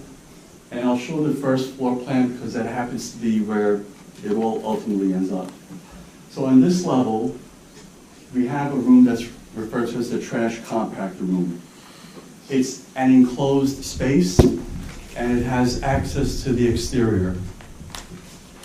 On the upper floor, there's a room referred to as a trash room. So what would happen there is anyone living on that floor, they're gonna bring their trash and it'll be bundled up in a garbage can, whatever, and they're gonna put it down the trash chute. There's also probably going to be recycling bins in the trash room, and it'll follow whatever the local ordinance is regarding recycling elements. The trash that goes down the trash chute, it goes into a machine that then collects all that. It slightly compresses it a little bit, and then it puts it in a larger garbage bag. So it's a garbage bag from the unit that goes into a bigger garbage bag, and then whenever trash pickup occurs on those days, building staff have to bring it out to where it can be picked up. Okay. But that's a fairly common operation. And there will be accommodations both for garbage and recycling. In my opinion, at the moment, to the best of my belief, yes. Okay. That's a little bit more of a building management type of a question, but I feel confident enough to respond. Understood. In my opinion. I'm going to make you go back to your elevation plan, not the rendering. You described how the roof is going to function and how behind that roof pitch is going to be a flat surface below. Yes. How does the roof drain?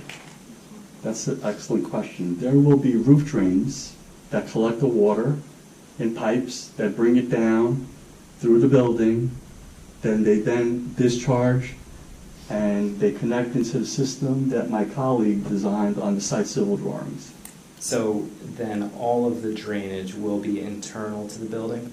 There will be no external mounted roof leaders? Is that a fair statement? That is a fair statement. We would be showing it if they existed.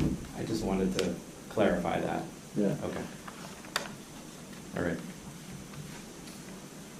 Let's stick to this plan for one more question. And I don't remember at the last hearing, I thought it was a really good question, either by a member of the public or maybe one of the board members, but it was about the scale or the massing of this building in relation to other buildings in this corridor.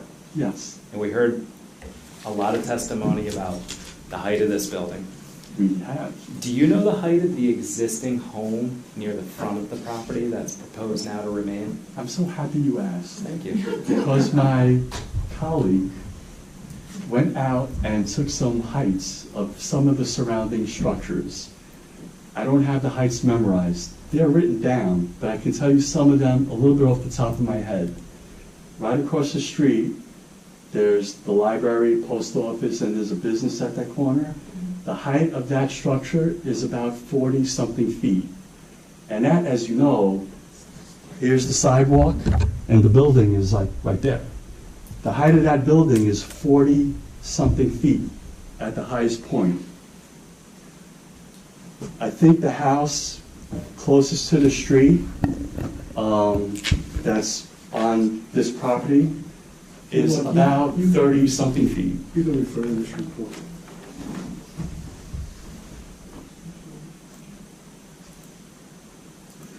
The on-site building, at its highest point, 32.8 feet. So to get a little sense of depth, if I was standing on the curb, I'm here, that building is about where that wall's at, and at the highest point, it's 32.8 feet. The adjoining house, a little bit of a small house, it's 27.7 feet. That's, if you're standing on the street looking at our site, it's the house to the right. The firehouse, 31.5 feet. And again, I'm standing at the street. That structure is fairly close to me. It's like right there. This structure here predominantly is at a height of 35 feet. We are, if I had to just, you may even know the height, the distance horizontally from the street to the building.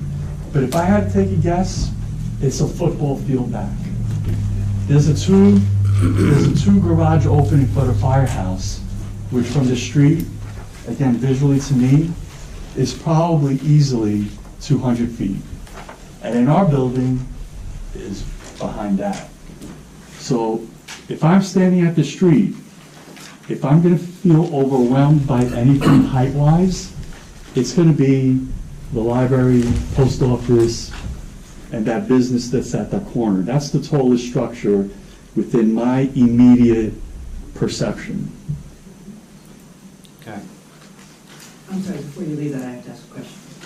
You gave these dimensions and you said these buildings would dimension to the highest point. Yes. Is that the ridge, or is that like a chimney, or one of those add-ons that. My that we colleague also- took those dimensions, Okay. so He'll testify to that. Okay. he'll testify. Thank you. For purposes of clarity and the engineer's question, I wanted to have him, give him the benefit of the report. Okay, thank you. Two more quick, are you done? I'm done. I just wanted to clarify. Two more quick questions.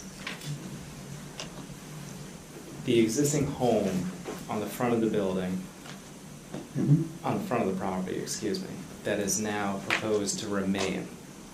I think the prior testimony was that the future use of that building is yet to be determined.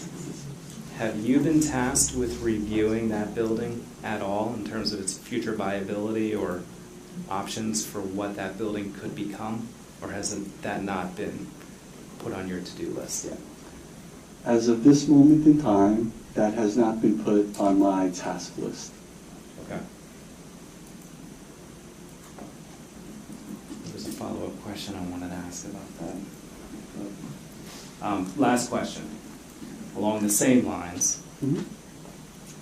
prior testimony was there was an appearance made at the local historic preservation committee to talk about that home.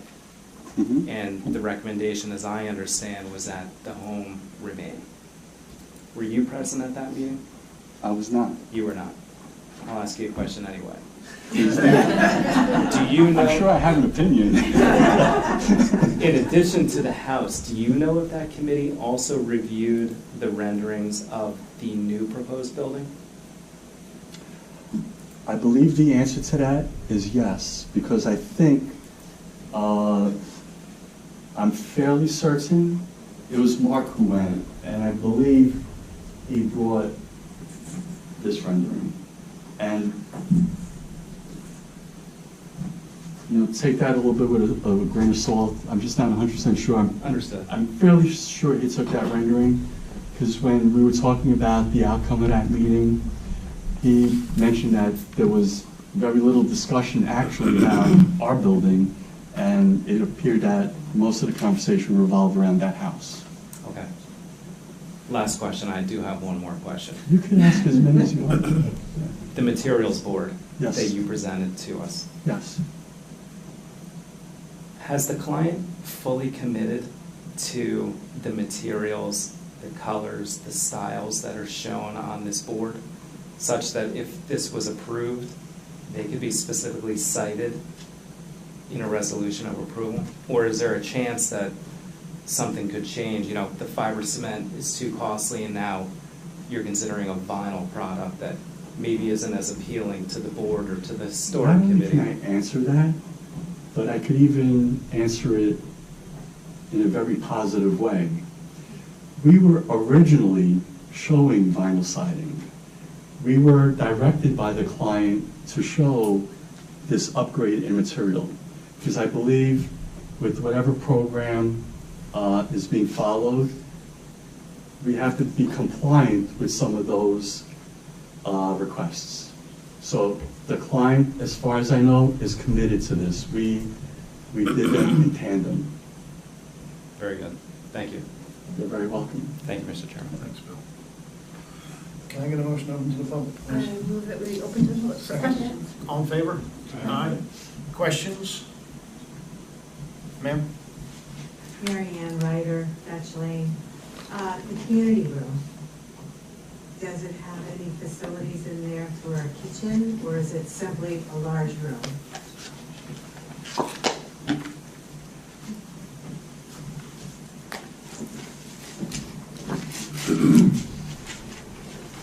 It has a bathroom, and it has what appears to me to be, what I would call it, a kitchenette area.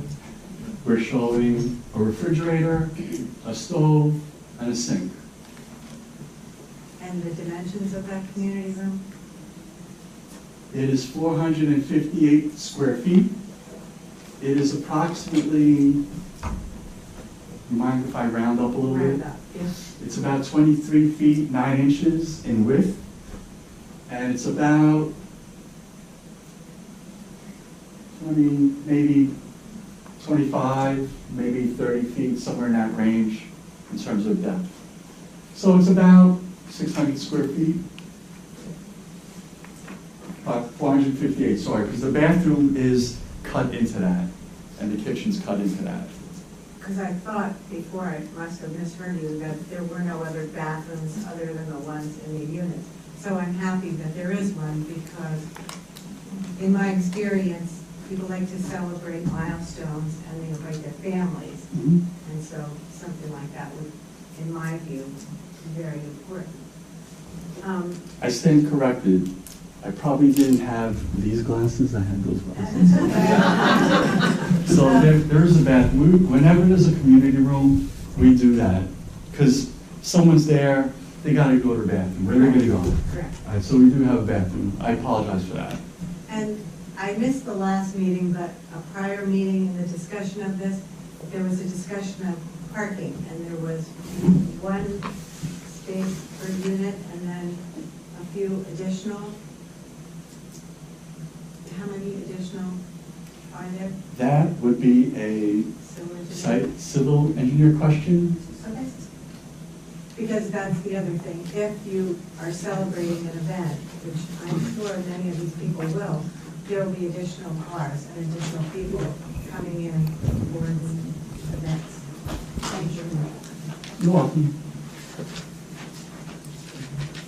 Hi, Emily Deadweiler, 107 Town Road. You mentioned all of that equipment on the roof, the HVAC. How much noise does that make for the neighbors? In the realm of noise-making equipment, condensers are low in that scale.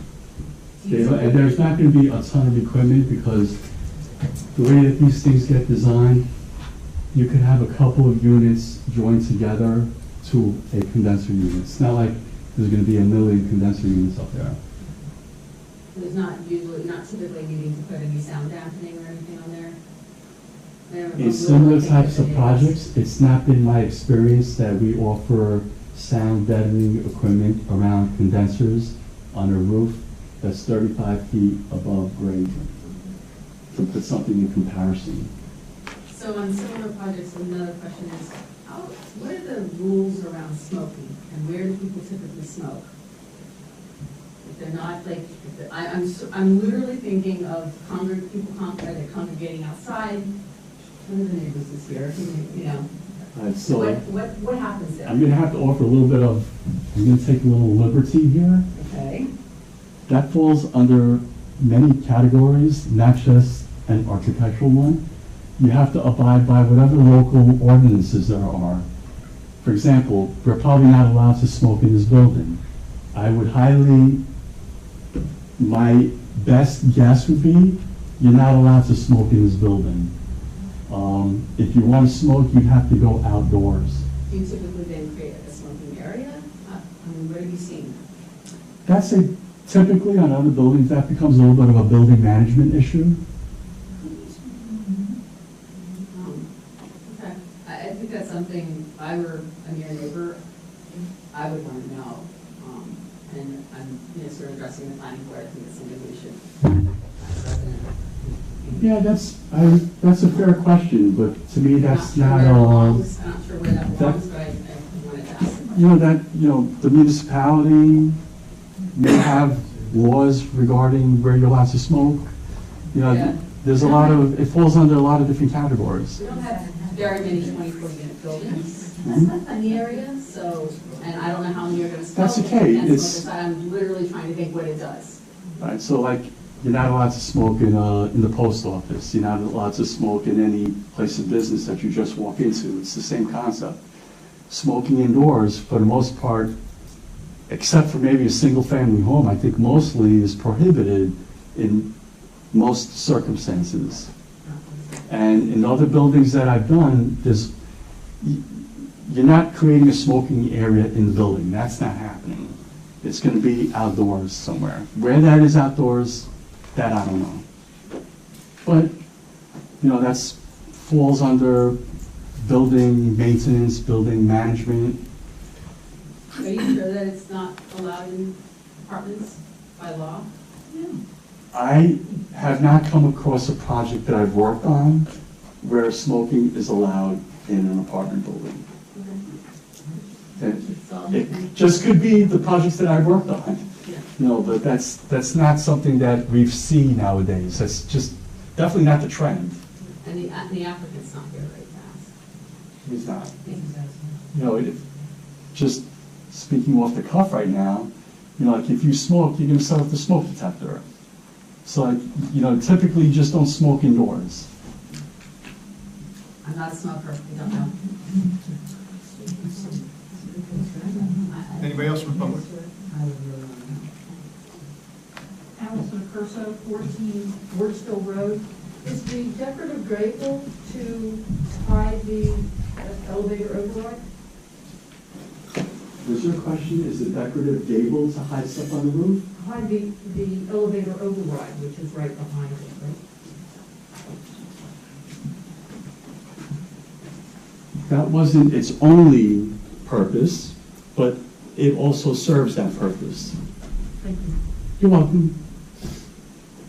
Francis? In your, Francis Gavigan, you all know where I live. In your rendering, if you could put that up. Okay. Woo-hoo, something taller than me. The cupola, or whatever gable, above the front of the building center appears to have a window. Mm-hmm. Is that going to be a working window? Is that a skylight? Will the ceiling in that sitting room, which is going to be right beneath it, going to have the additional light from that, or is that some kind of attic? That's none of the things that you just explained. It doesn't belong to the unit below. It's neither an attic space. It's just a faux window to a faux space in a faux gable. That's an architectural feature. Okay. All right. It's all fake. It's all fake. Hence the cynicism. Now, what I noticed in your drawings, and I took pictures so I could figure it out, is I was wondering where the elevators were. And in digging, I found that on the ground floor, where you have that nice big community room and you have that entrance, there are two boxes on the left just inside there that I'm assuming are elevators, although they're not marked elevator. The two elevators Yep. I'm pointing to Yep. are in fact the two elevators. Okay. And across from them is a janitor's closet, or a month, across that opening there on that There's a ground one floor. over here, the janitor closet is within the footprint. No, the sitting. May I make a suggestion? Yeah. Instead of looking on your phone, that's this big. Yes. Why don't you look at this, that's a little bit bigger? I'm Look at trying that. to, Okay. except for I can see this better because I'm old. But what I noticed on your ground floor, you've got the big, okay, you've got the community room and it has a bathroom. Bathroom. And then you have the entrance with the elevators on the right, Elevators on the elevators left. And then whatever is across from it, it almost looks like in that upper right-hand corner. This is an office. Okay. All right, I was just looking in the area that's called the sitting area. That's on the floor up. That's on the next floor up. All right. There are Yes, there there, is a janitor's closet on that floor, second and third floor. are there any bathrooms on the second and third floor other than in the units? No. Okay. So they'd have to go down the elevator into the community room, a visitor or somebody. who's Well, just this wondering. sitting area, if I was living in this building and I wanted to get out of my unit and I just wanted to sit somewhere, I would go there. If I had to go to the bathroom, I would go back into my unit. If I had a visitor with me, that was with me, the visitor would come into my unit and go to the bathroom. I'm not making a judgment call on the numbers of bathrooms, I was just asking, were there any? And the answer is no, so there's no kitchenette or sink on the second or third floor if people were sitting in the sitting area where they'd make a cup of coffee. There is not. There is not. It's on the ground floor where you have a community room with a little kitchenette, and then you've got that entrance with the elevators. That's correct. Okay.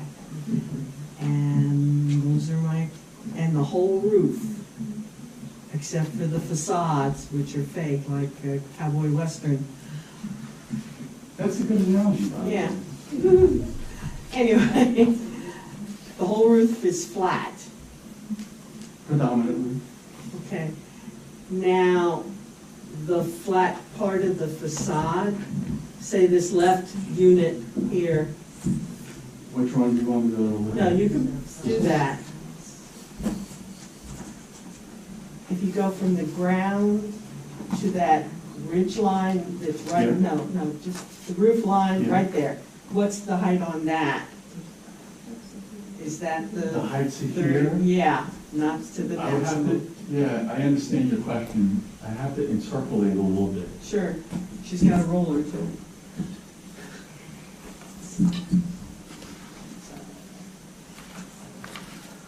You're asking for the height to this point. Yes. That is about approximately 31 feet from grade. Okay. And then there's just the little facades. All right. Thank you. You're welcome. See, I can show it. Anyone else from the public? That's a quick follow-up. Yes. How are packages in mail handled? You know, nowadays, you want That's a people going fantastic in and question. stacked up if there's not. So again, that's somewhat of how the building gets managed. Okay. There is an office space here, there's a vestibule, and there's a mail area, and right opposite, there's a space that would be designated for packages. And anyone else? Matt? I'm standing right here, talk loud enough. Matt Rutberg, 16 John Ringo Road. The frame of the building, is it wood and concrete, like wooden framing, you know, concrete foundation, concrete walls for the elevator shaft, most likely? What is most likely to happen is the first floor slab, what's on the ground, will be concrete. The shafts have to be fire rated, so that's going to be a determination of how we accommodate the building code requirement. In other projects that we've done, that may end up being concrete block walls, as would be the elevator shaft, and then everything else would be wood. Okay. Now, referencing, because of the height you're talking about, it's going to be like 38 feet, 5 inches, okay? A lot of it's going to be wood.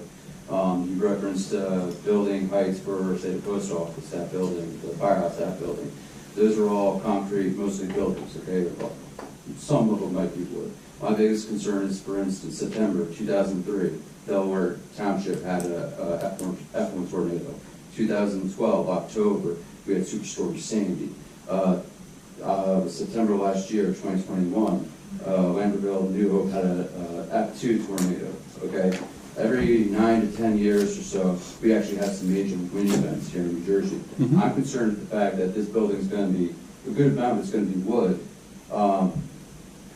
What kind of code is this being built to withstand any future type of storms? Like, what's the rating it's capable of taking? I know New Jersey's not known for tornadoes or massive hurricanes, but it seems to be a trend every 9 to 10 years. So is that being taken into consideration for the design of the building? That is a fantastic question. And how I can answer that is building codes by nature are reactive. Every disaster that you mentioned is usually followed by some kind of an update in building codes to make them more stringent. All that we can do as design professionals is build to the most current code requirements. New Jersey has its building code requirements that factor in climate, wind speed for the region. that's all we can do because that's all we could design by. That's the matrix that we follow. But in the 40 years that I've been practicing, the code has been updated many times because they take into account all these different events. Okay. I understand your reference in your code. Your opinion, the way this building is designed, I'm not saying it can take a tornado, but if there is a major wind event, I would hate to see there's damage and debris, and then people are, misplaced and aren't able to live in their homes or apartments until repairs are made.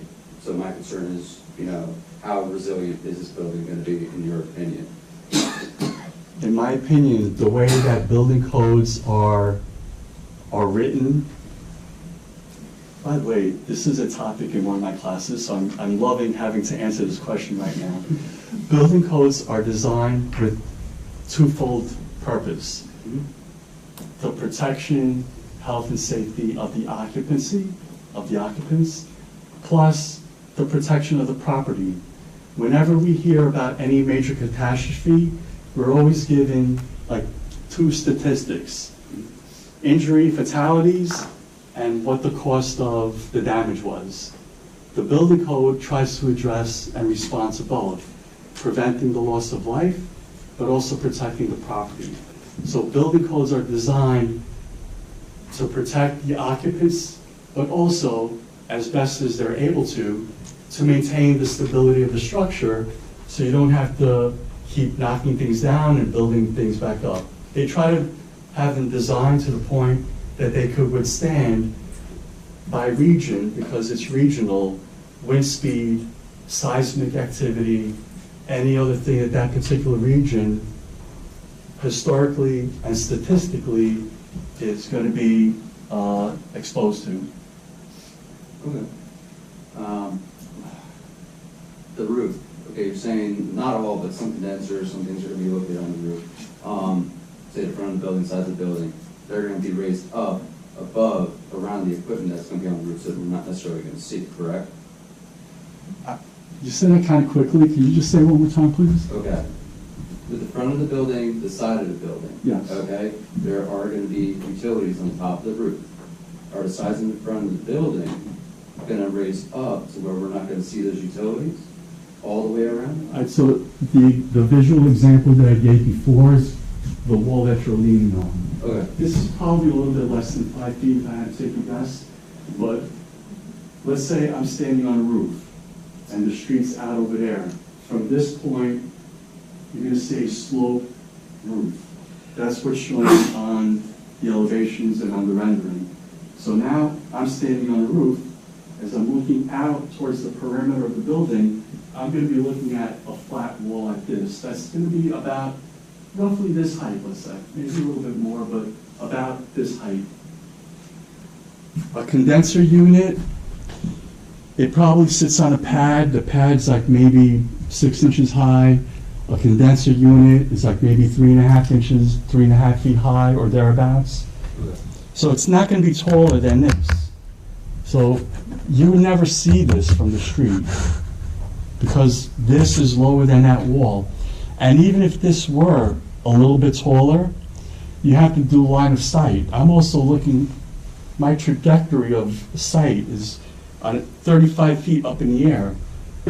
If I'm standing down on the street 35 feet below this surface, my line of sight is going to be blocked by this edge, and it's going to be going up this way. I'm not going to see stuff that's here in the middle of the roof. Okay. I'm actually not too concerned about seeing it. My concern is whether or not it's going to be buried underneath roof, get snow, how stuff's going to be serviced in the middle of winter, if that is the case. And what is the roof access to the utilities? Is that access from within the building or an external ladder on the side of the building? Okay. Maintaining, excellent question. Maintaining the building is going to be the responsibility of building maintenance, building staff, and their program for maintaining. It falls into the same category, kind of like cutting the grass, snow removal. If they want a properly maintained building, they're going to have to make sure that the equipment that they invested in is also properly maintained. That's my opinion based on other projects I've seen. The access is going to be, I would suspect, internal. Okay. All right. first floor, what is that gonna be, like 18 inches? The what? The concrete pad for first floor, the base foundation, Mhm. that's gonna be what, rebar and 18 inches, you'd say, the thick pad? We're not at that point yet. That's something that comes into play when we're doing construction documents. Okay. I'm concerned about the pilings that are gonna be drilled down, if they need to be, you know, not all buildings require that, but because it's next to wetlands, the ground is very saturated with water. I know So, for a fact, because my basement there has are- water with just a sprinkle of rain outside. Yeah. You're 100% right.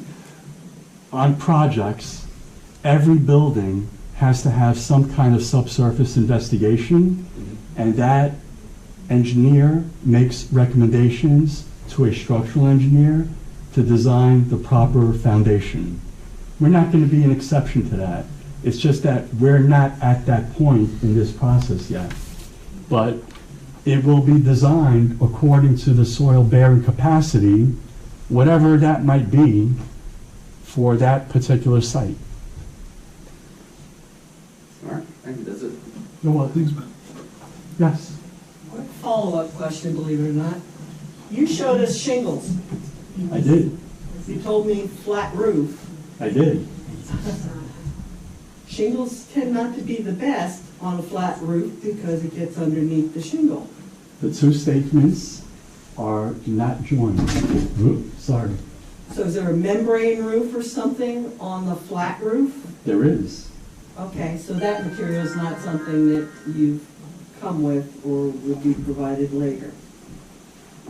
You would never see the membrane roof on this building. You're only going to see that material because that's what's visible.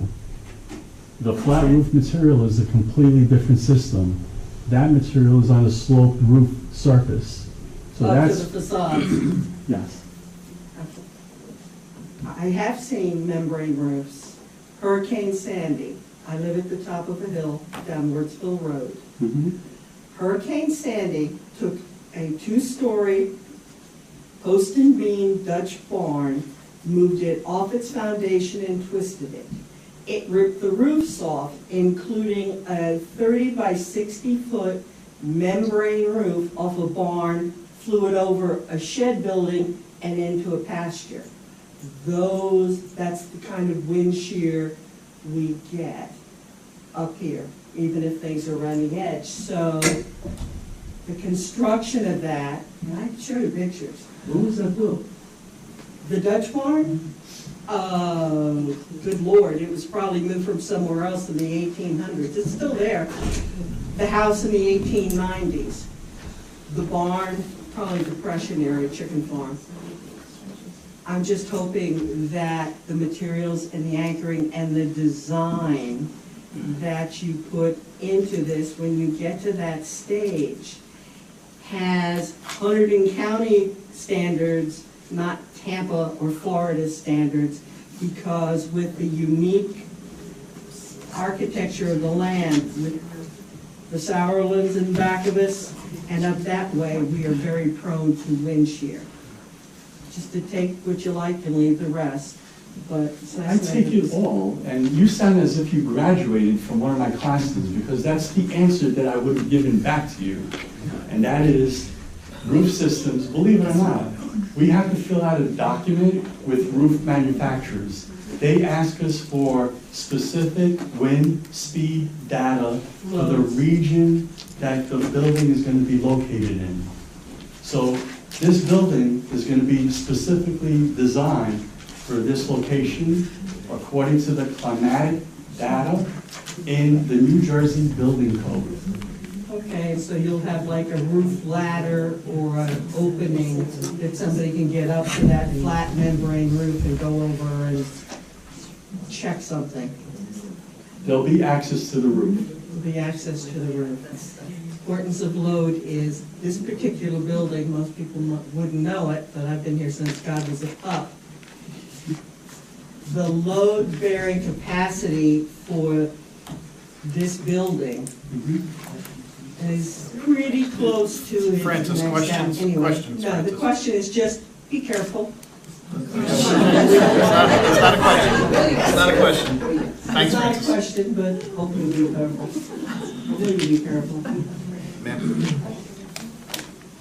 Linda Raff, 148 Cider Mill Road. I was just wondering, on some of the ones you showed us, obviously you've got this interest in the front, but you've got other fire escapes and everything all around the outside of the building, don't you? Like, you can get out other than in the front?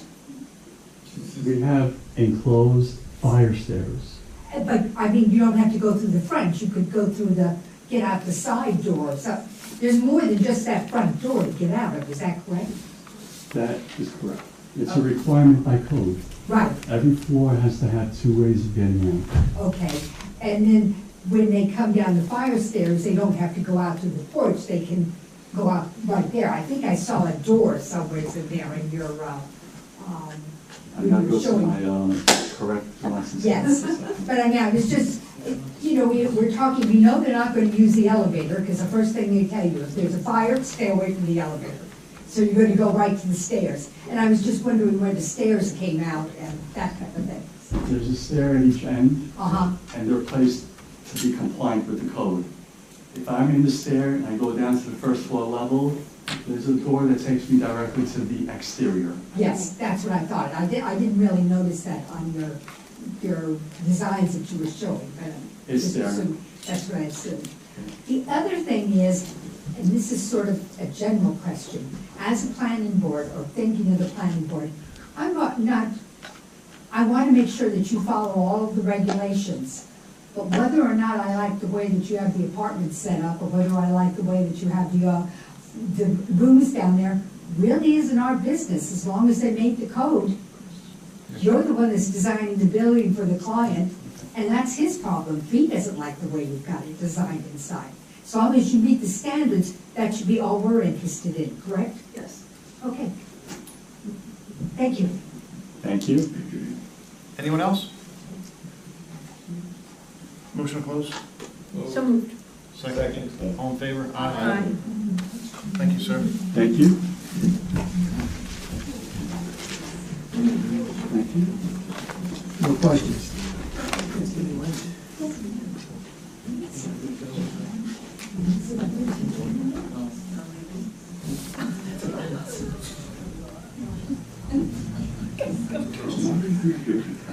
Dad.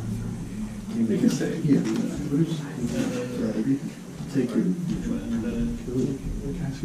Enter into the left one, John. Yes, John Smarla, with the record reflects left at 9:33. Just that.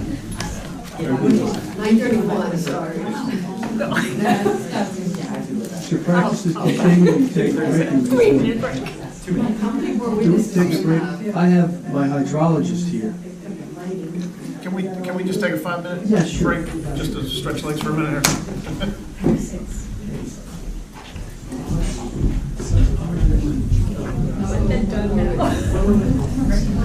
I'm sorry. I'm like spread out all over the place.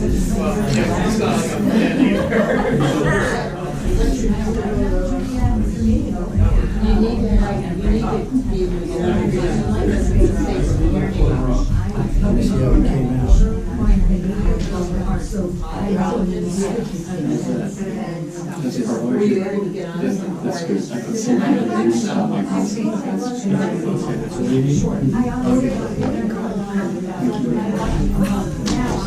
There you go.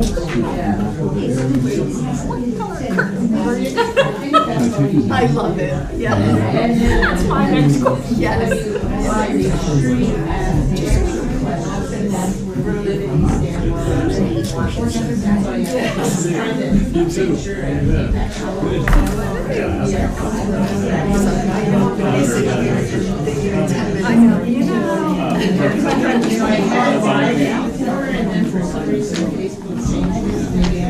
So we're going back now.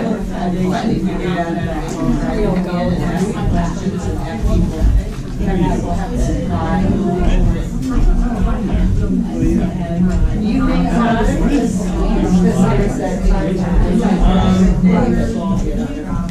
and still going to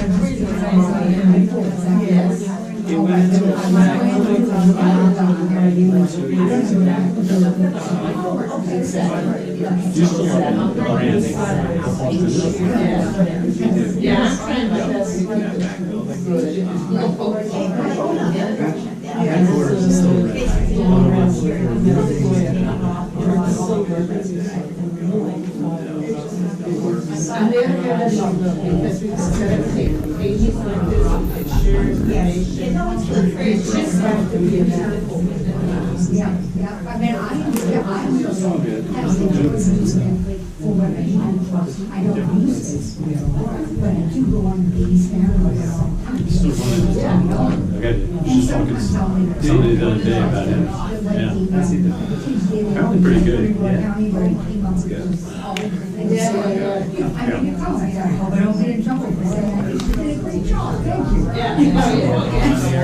If he said, what an idiot, why did he do that? I'm just trying to.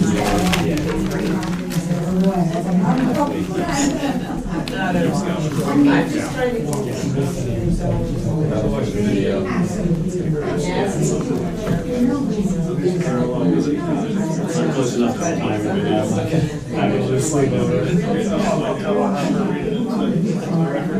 Just slide down, so. It's like you went to the bathroom, never came back. Don't worry about it. He flushed himself down there, whatever happened. Never to be seen again.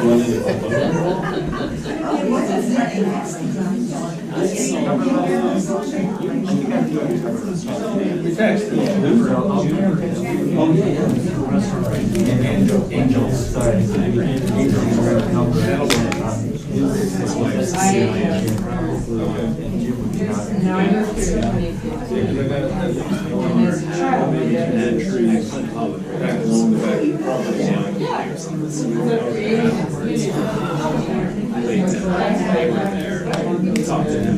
15 minutes. He's going to come down. That's good.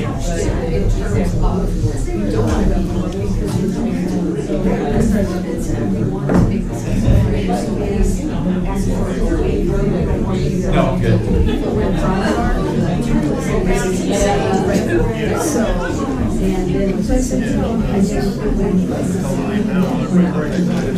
You are leaving too.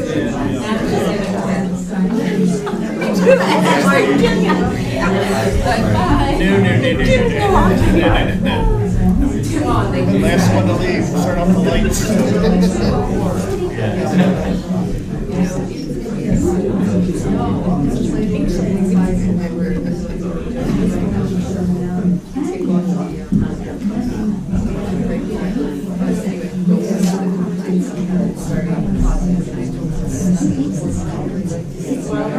And the other thing.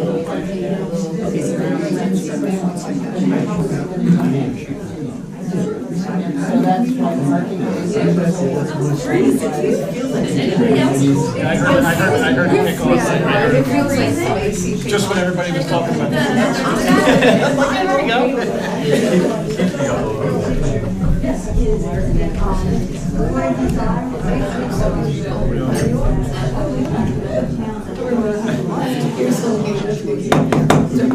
Can we get back to business, please?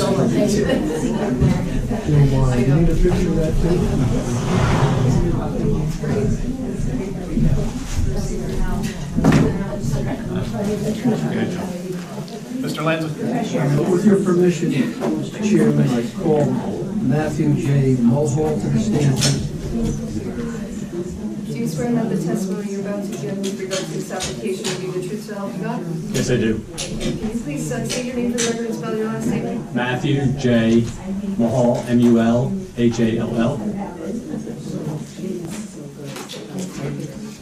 Mr. Mulhall, relax. Sir, what do you do for work? I'm a professional geologist. I've been practicing in the field in New Jersey and eastern Pennsylvania for probably about 36, 37 years now. I do water supply work primarily for a number of municipalities throughout New Jersey, golf course developments, developments of all different sizes today.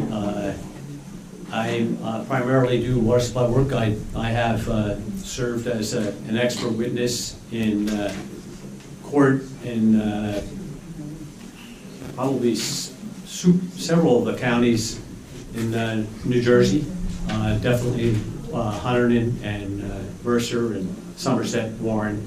I've also testified in federal court, and I graduated from Lafayette College in 1981 with a bachelor's in geology. I graduated in 1985 from Northwestern University with a master's degree in the geological sciences, and I've been practicing in New Jersey and Pennsylvania since then.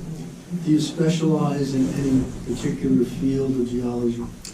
Yes, hydrogeology, which is basically the study of water through subsurface formations, geological formations. Do you hold any professional licenses or registrations? I am a professional geologist in the Commonwealth of Pennsylvania. I'm a subsurface evaluator here in the state of New Jersey. At this point, Mr. Chairman, I would move Mr. Mulhall as an expert in hydrogeology or as a hydrogeologist. I would have to agree. Okay. Sir, did you receive a request to do any hydrogeological work on this project? I was requested to evaluate the geology of the site, knowing full well that we could not move forward at this stage because of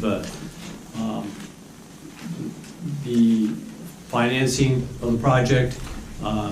Could a waiver strictly for preliminary site plan approval be obtained? And I think you heard from Mr. Comroe last month that the idea is he needs preliminary site plan approval before he can go after funding. That funding would be used to ultimately do the aquifer testing to put the installed test well. But at this stage, we're simply asking for a waiver for preliminary site plan approval to do that aquifer testing that will be required by East Amwell Township Board of Health. But more importantly is the fact that we also, because of this project, we will meet the criteria of a public community water supply well. So therefore, we will have to obtain NJDEP approval as well as the East Amwell Board of Health approval. Sir, if you give an opinion to this board as a hydrogeologist, could you give that opinion to a reasonable degree of probability or certainty? Yes. Did you do a review of the site in preparation for your presentation? Yes, I did. And what did that review of the site reveal? That it's very likely that we would have adequate water from a well on this particular project to meet the demands. I evaluated the water supply demands based on, I looked at 26 units when I did my report back in January. I used two different resources, the Residential Site Improvement Standards, but I also used the Safe Drinking Water Act standards to come up with a demand that will range between 2,500 and 2,700 gallons a day for the project. I doubled that to look at the peak day demand, which is typically what's used for defining the peak day demand. That comes out to between 5,120 and 5,400 gallons per day on that peak day, just that one day.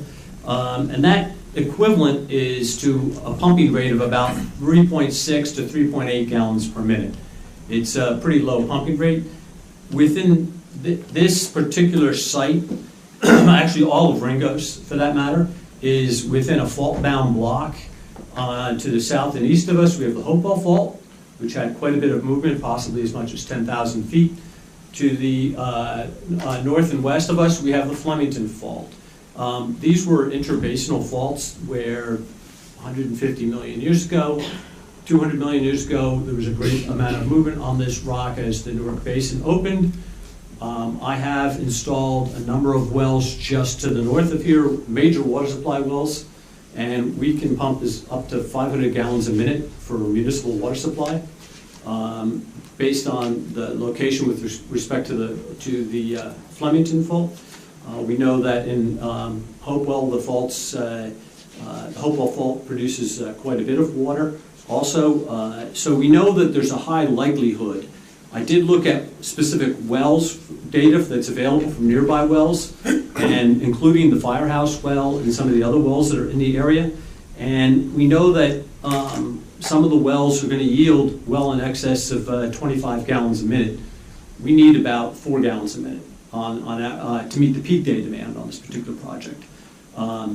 So we know that based on the geology of the area, we know that based on wells in the area, that there's a high likelihood that we can install a well on this project that will meet the demands of the project. As I said before, we ultimately will do the aquifer testing that the East Amwell Township Board of Health requires and the state of New Jersey requires, the DEP requires, for a public community water supply well. Could you explain, mainly for purposes of the public, what an aquifer test is and how you accomplish that? Okay. The East Amwell Board of Health, and I've done tests with East Amwell before, and the Board of Health, I've testified in front of them, I've testified in front of you. Typically, what happens is East Amwell has what they call an interference test, where you run a test based on the number of bedrooms that you would have, and you monitor certain nearby homeowners' wells, or nearby wells, to see if you're going to have an adverse impact on that. What we would have to do is actually take that quite a bit further, and we would run because this is consolidated rock well, we would have to run a 72-hour constant rate test.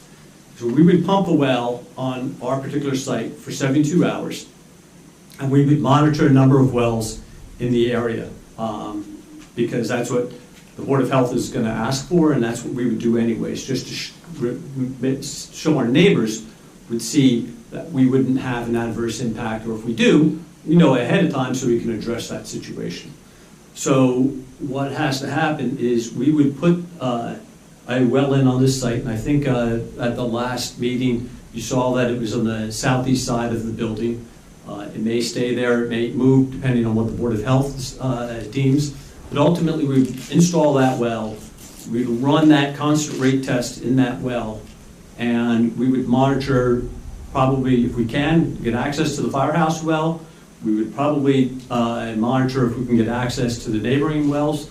And then ultimately what we would do is that information gets presented to the Board of Health so that we can get the certification from the Board of Health for the well, but it also gets produced and provided to the DEP so that they could issue the certification that we could, number one, construct, and then number two, operate a public community water supply well. What local geologic data did you use to formulate your preliminary conclusions in this matter? I looked at the nearby well data that was available. I also looked at the geology information that's available on from the New Jersey Geological Survey for both the Stockton and the Hopewell quadrangles. I looked at, based on my own experience, having worked in this area for quite a bit of time, and having put a number of wells in here. So I looked at that information and concluded that the likelihood is very good that we can put a well in on this property to meet the project demands, but that well will still have to go in before we could ever come to you with final site plan approval, as it is anyway. Do you have an opinion to a reasonable degree of hydrogeological certainty as to whether or not there's it's highly probable that a well can be installed on block 27.01, lot 1801, that will have sufficient capacity to meet the average and peak day demands of the proposed project? Yes, I do. And what is that opinion? That we will be able to install a well on this particular project that'll have sufficient yield to meet the daily demands, the peak day demands of the project. What do you mean by a peak day? Peak day is that one day that when people, if people were going to come to the community room, we have to design for the fact that basically on a particular day there may be double the typical demand. And so what we would make sure is that we could have adequate water to meet that demand on that particular day, strictly from the well perspective. A lot of water is met on a daily basis from the storage perspective that's built into the building. You know, the typical storage containers that everybody has in their house, but they would also have this type of feature. But we also have to be able to meet it. We do know from the firehouse well that well produces about 25 gallons a minute. It's very high yielding, and it's a very shallow well. It's at 240 feet, I believe, which is not a deep well. There's a lot of other features that could be picked up with drilling even a deeper well. This geology is layer cake-like, so the more layers, if you will, kind of like my papers here, the more layers I hit with that are water-bearing, the more water I get, the less pressure it puts on the neighboring wells, because I'm picking up more water from those other water-bearing fractures. And those deeper fractures tend to push water upward.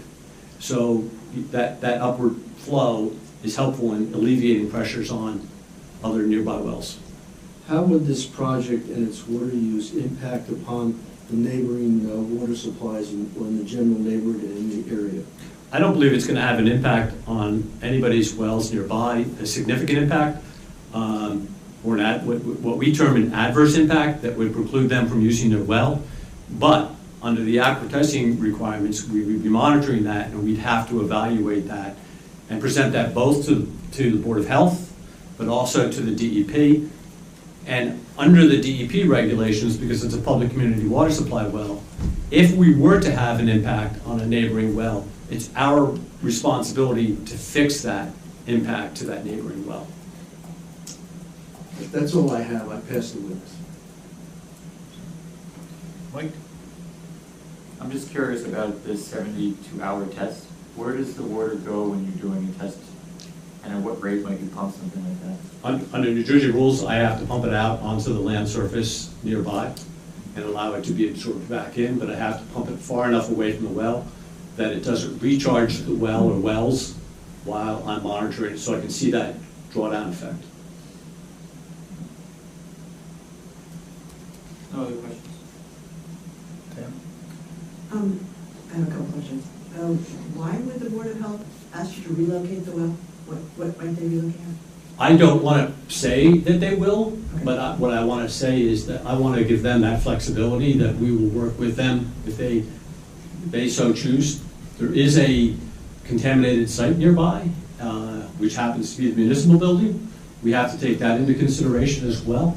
So it's a feature that we have to consider when we put that well. So they may ask us to move it. I don't want to, and I don't think that Eric said last week or 2 weeks ago that this was set in stone, pun intended. Right. But on top of it, it may move along that side. We do have to keep it far enough away from the detention basin and the septic system basin and any sanitary sewer systems to keep it safe. Okay, all right. And you said that the firehouse well was 240 feet deep, and that's not deep. How deep might this well go? I realize you don't know until you do your test. Actually, I think the firehouse, 240 feet. It may go to 400 or 500 feet. It may not. If I drill this well and I'm hitting 40, 50 gallons a minute at that depth, let's say 200, 300 feet, right, there's no reason to go deeper. Okay. But what I'm trying to say is, because the aquifer there is pretty highly transmissive, I'm not going to have essentially any effect on anybody's neighboring wells. If I go deeper, the only reason for doing that is to alleviate some of the pressure. And we find this with the Passaic Formation, which is the red rock that's in this area. As we go deeper, we pick up more water-bearing fractures because it's a layer cake. Yeah. It's a tilted layer cake, but it's a layer cake. Yeah. And in this area, because you had those two major faults come through, that rock is highly fractured. So not only do you have that layer cake, you also have these very steep vertical fractures that produce a lot of water. And they don't clog up very fast. So they stay open for multiple decades. And so the idea is that you want to intersect as many of those so that you increase the ability of that well to receive water and alleviate pressure on anybody else's neighboring well. This is different here than it would be in the Sourland, where if I put a well in, I really have a very low capability of transmitting water. And if I hit that one particular fracture, it could trend to my neighbor's well, okay? But here I'm looking at, I'm trying to hit as many fractures, especially the vertical or sub-vertical fractures as I can, because those are going to alleviate any of that pressure on anybody's nearby wells. So- And in so this this- area, you have adequate distance to do that. So this well won't create a zone of depression? It will, absolutely. It will. It will create that.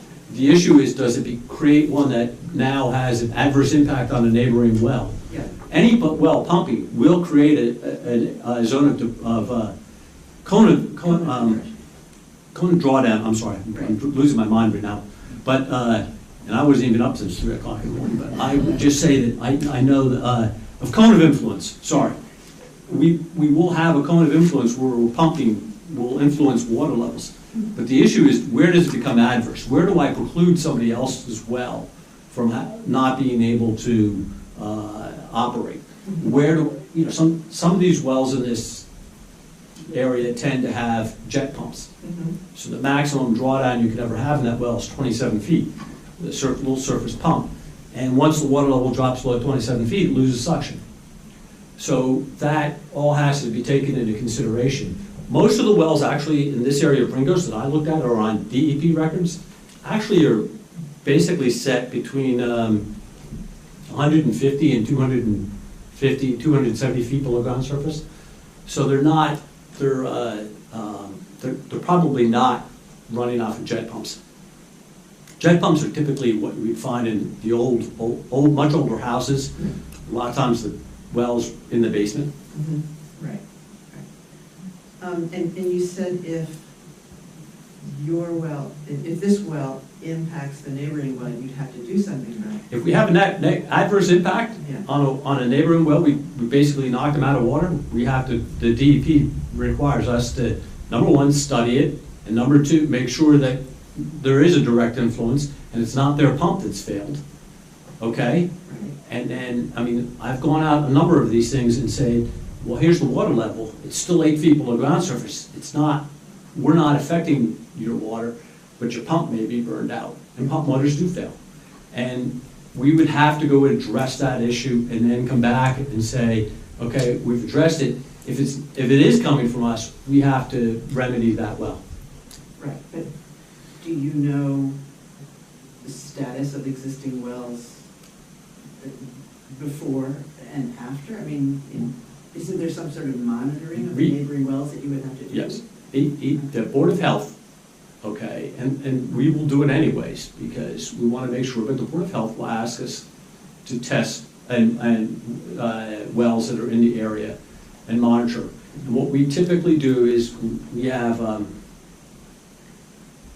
think it's 1,000 feet, to be honest with you. We have to send a notice out, certified mail, to everybody within 1,000 feet, notifying them that we're going to be conducting this aquifer test on such and such a date. If they would like, they give us permission to install what we call a pressure transducer data logging device. And the idea is that device sits in the well and records the water levels.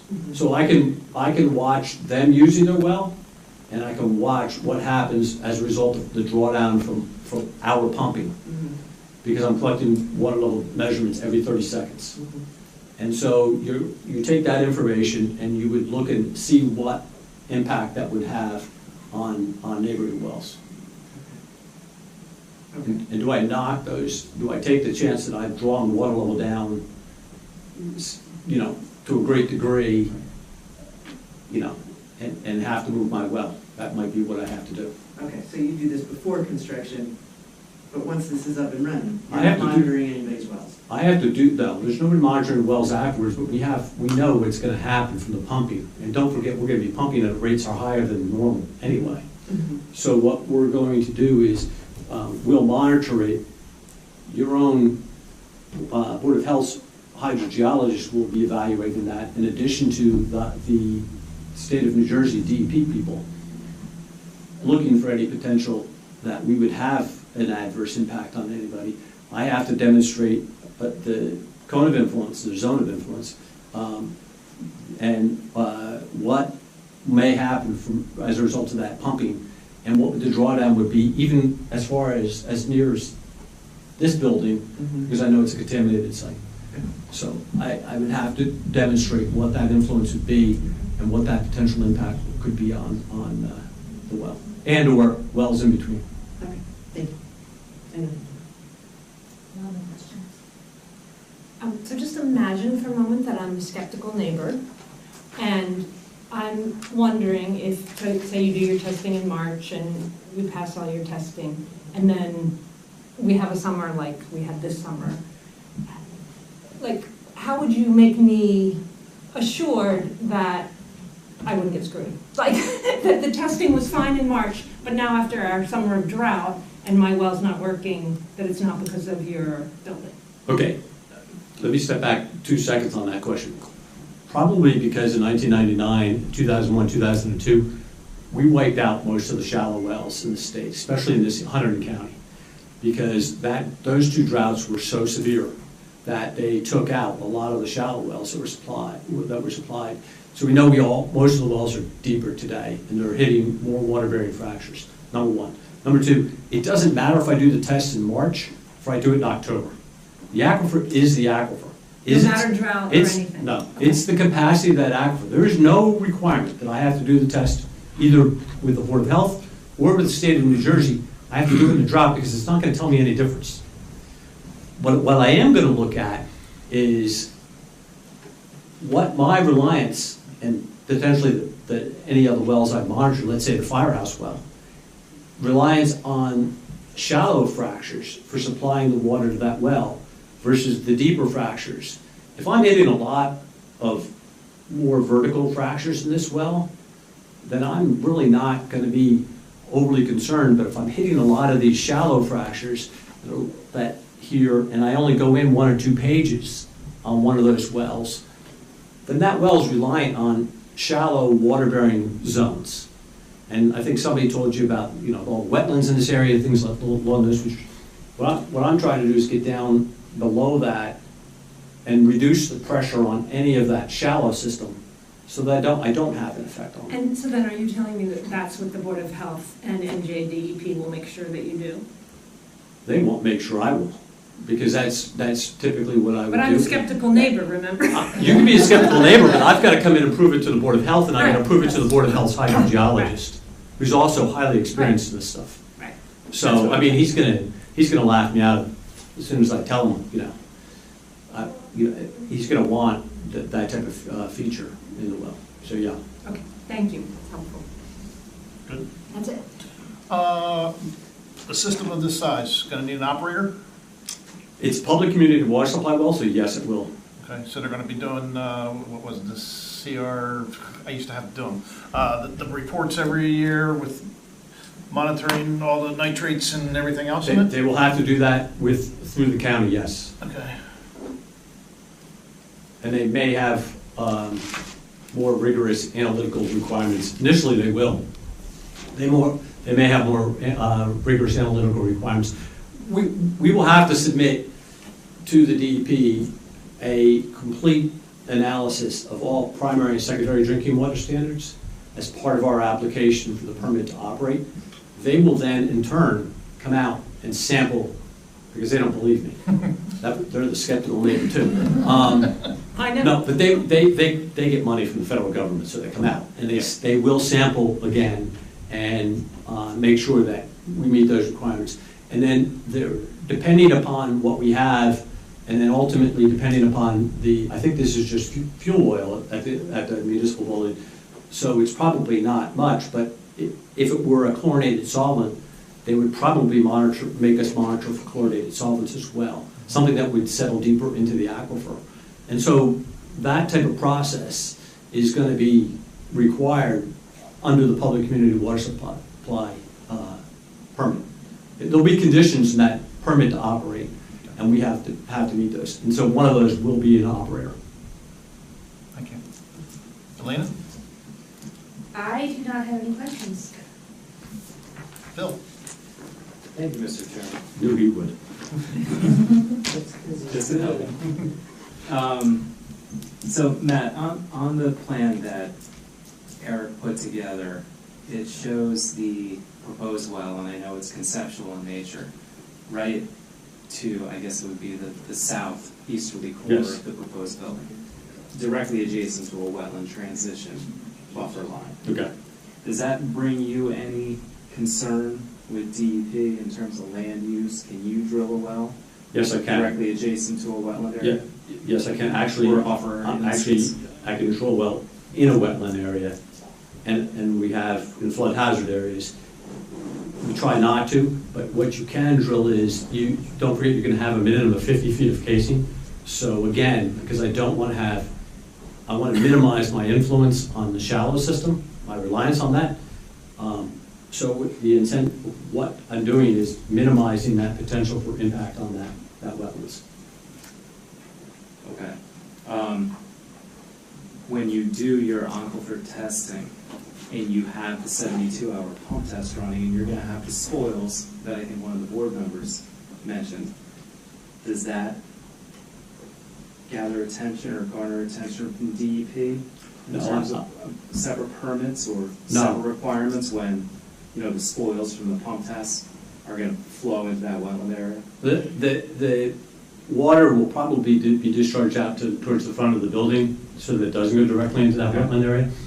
But under the DEP regulations, there is an exemption specific to water supply wells. So that I don't have to, I can't discharge directly into the wetlands, I won't. But what I can do is I can discharge into that open field out in front of the building. Don't forget, at that time, there's no septic system out there. Yep. Okay. You mentioned in your testimony that one of the factors that you took into account during your review here was other nearby wells. I think you said you were directly involved with a few wells that were built just north of here?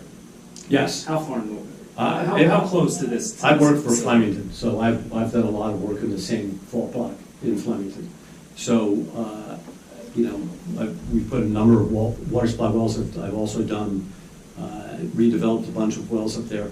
I've done wells here in East Stanwell Township. I was going to name the project, but I was the hydrogeologist for the Bridge at Backbrook. So I have done tests here with the Board of Health, with Mr. Dersh actually sitting out with me at 3 o'clock in the morning watching the cold weather, watching the aquifer test be conducted. But yes, I've done a lot of work in this area, so I know what it's. And they're all in similar geologic conditions to Yes. this particular property. That's how you came to your conclusion? Yes. Okay. Just review for us again. You went through the considerations of the factors that you took into account to be able to determine that you felt that a well could be constructed here with sufficient capacity to supply the residents of this new building. Right. But in terms of how you conclude that it won't have a negative impact on surrounding wells or surrounding properties, was it your testimony that, is it that based on the geology here, you're going to be able to drill a deeper well than the surrounding wells, which will provide for a better buffer, in a sense? Yes. How did you conclude that this isn't going to have a negative impact? Well, first of all, you have a series of faults, and those faults tend to create subvertical fractures that parallel. And it's not like a single break. It's a series. It's an increased intensity as you get near that fault zone. And so what we're trying to do is get those vertical fractures as well as those horizontal, or those subvertical, the ones that are basically shallow angle between beds. And what I want to do is I want to intersect as many of these bedding plane fractures as possible, but I also want to intersect these larger vertical fault, subvertical fault fractures, because that'll give me greater potential for water supply. It increases the transmissivity of the aquifer, increases the storage capacity of the aquifer, and it has, therefore, when I calculate the impacts, they become pretty darn low very quickly. And the other part of this is when you're looking at the impacts, it's divided by the distance squared. So as that distance gets larger, it quickly diminishes the impacts because you're dividing through by the square of the number, not just the number itself. So if I'm at 100, or if I'm at 10 feet, I'm dividing by 100, I'm not dividing by 10, okay? So, you know, having worked in this area, I am confident, within a reasonable degree of scientific certainty, that we can put a well in on this property. We're gonna hit a number of fractures with the intent of minimizing any potential impacts. It doesn't do me any good to put a well in that then I have to go replace because I'm having an adverse impact on a neighbor. Understood. You've talked at relative length about the number of additional steps and tests that you're going to have to go through if this project receives preliminary site plan approval. Right. Summarize those again for the board, just so we have a sense of what additional work on your part is still required to determine that this is a viable, or it has the potential to be a viable water source without impacting neighbors. Okay. What are the next steps? The first step is I'm going to have to apply for, with the well driller, apply for a well permit for the East Amwell Township's Board of Health to put in a well on a particular project, and part of that is going to require, because of this unique nature of this project, an ACRO-test plan. And that ACRO-test plan is going to be developed based on what I talked about here, the 72-hour test, and the parameters that the DEP wants. And we're going to submit that to the Board of Health in order to get a well permit to actually drill the well. Okay? And then, in that, we'll have a preliminary design of that well and the depth and everything else. That, ultimately, we put that well in, I then apply to the DEP for a permit to construct the well, which means I go to the next step of the well physically is there, but I go to testing it, doing everything else. My ACRO-test plan, hopefully by that point, has already been reviewed and approved by the Board of Health. Okay? So that they could do the same thing, so they know what's going to happen, and everybody knows what's happened. And as soon as I get DEP approval and Board of Health approval, I can then send out those letters to the neighbors and say, please participate, allow us to monitor your water level. And then at that stage, we would actually physically go out and conduct the test. And then ultimately take all that data and both the water quality data as well as the aquifer testing data, put together a hydrogeologic report that goes back to the East Amwell Township Board of Health for certification that I can use that well in East Amwell Township. At the same time, it's going to be submitted to the DEP for a permit to operate that well as a public community water supply well. I've got two groups that are reviewing everything I'm doing on this particular project. Not only do I have the East Amwell Township Board of Health, but I also have the DEP that's going to be Bureau of Water Systems Engineering that'll be reviewing everything I've done. Last question is, recognizing that this application is just for preliminary site plan. Yes. If you obtain that before any construction can commence on this project, you need to come back for final site plan approval. Correct. What is your deliverable, or what is the status of all of the work that you just described? What are you providing us at the time of final site plan? What You provide us that final report that says we did all our tests, everything passes muster, local board of health has reviewed and approved this, and we have an application into DEP, or At a minimum, we're going to come in with that hydrogeologic report. What I'm expecting to do is come in with that certification from the Board of Health, because I don't think you guys could actually even move it the next step without that Board of Health certification. So I would have to come in with that certification from the Board of Health. But I still can't operate the well till I get the permit from the DEP. Right. That permit may be delayed by DEP until the building is physically constructed, but they'll have already done the review. They may not issue the actual permit to operate. They may be still in the permit to construct phase for me. It's a two-step phase I've got to go through with Bureau of Water Systems Engineering to get it approved. And then ultimately, at that stage, that last stage, we have to also tell them who our operator would be, so that they would know exactly who's going to be the operator of the well and maintaining the system. Thank you. Thanks, Bill. I have just two questions. Just for the basic information, and especially for the public, where does this water come from, and how does it get recharged?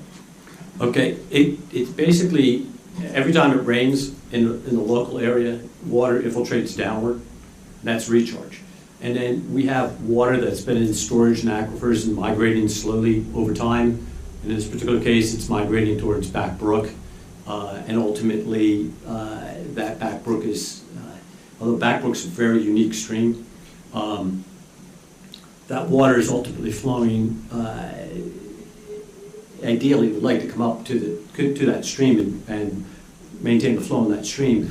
But your recharge is basically within the area, but also outside that area. But the other side of this coin is all the water we're taking out of the aquifer is going right back into the aquifer, back through the septic system. And as you heard last time around, there is treatment on that septic system, so that when it goes back in, again, you're going to have an operator. You're putting that water back in so that it ultimately goes back through the system again. And on an average, based on your experience, what would it cost the applicant to do all the testing that would be necessary for you to provide the board with your reports and permits and approvals? I think it's probably going to cost the applicant somewhere between $75,000 and $125,000 minimum, based on what, between the well and putting all the, with the requirements with the Board of Health and those time constraints and everything else. Thank you. That's all I have. Pass the witness. Thank you. Before I open to the public, I just want to reiterate what Bill was trying to say here. Is this board has nothing to do with this well whatsoever as far as it being approved or disapproved. That's completely up to our Board of Health. Local and county. County's involved too, I believe, maybe not. But I just want to make sure the public is aware that we don't oversee a well. So the information is being provided to us, but we don't make applications to wells, so that's out of our wheelhouse, just so everybody knows that. Can I get a motion open to the public? Second. All in favor? Aye. Open to the public for questions for Mr. Mulhall, please. Candace? Candy Wiggum, 1116 Old Eric Road, skeptical neighbor. There's 24 units, and you did some preliminary tests for 26, 27 units. How big a difference is it if there's 2 people per unit as opposed to 1 person per unit? The DEP Safe Drinking Water Act has, a 1-bedroom place at 95 gallons a day, a 2-bedroom at 140 gallons per day. But that's the difference between 1 and 2 bedrooms. Typically, they look at it as 95 gallons a day under the that's the residential site improvement standard. With respect to the DEP safe drinking water regulations, they say 75 gallons a day, and I multiplied that times 36 persons. So I'm looking at basically 12 of the 24 units We'll have 2 people. We could have 2 people. Right, thank you. Can you speak at all to stormwater drainage?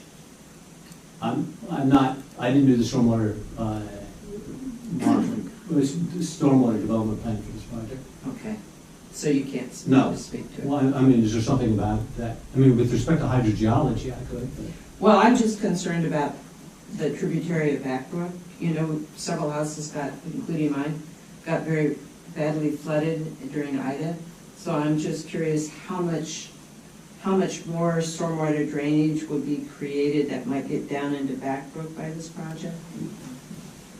Then on that question, you can ask for Dr. Eric. Okay. I don't know if you already asked and answered that one before. Well, I mean, one of the answers he gives is that it's a tributary and they rarely flood, but I can tell you it floods. And so that's my concern. The DEP requires us to reduce the flow out to that, and that's why he's got the detention basin that he's built. So from that perspective, I can tell you that much. Yeah, I mean, he testified that half of it would go out front, half of it would come to the retention basin and eventually go out to the wetlands and potentially the back brook. So I just got thinking about that after his testimony and was hoping he could elucidate me more on it. Thanks. Anyone else from the public? Yes, Noel? I don't know if you can answer, my name's Noel. I mean, I don't know if you can answer this or not, but, God forbid, wells do, the well went dry, are there going to be water reserve tanks? There will be tanks within the building, but the intent is that if something were to happen, it's not typically when the well goes dry, it's the pump fails. And so they would have a local contractor on emergency call who comes out and replaces that pump. Usually a pump motor.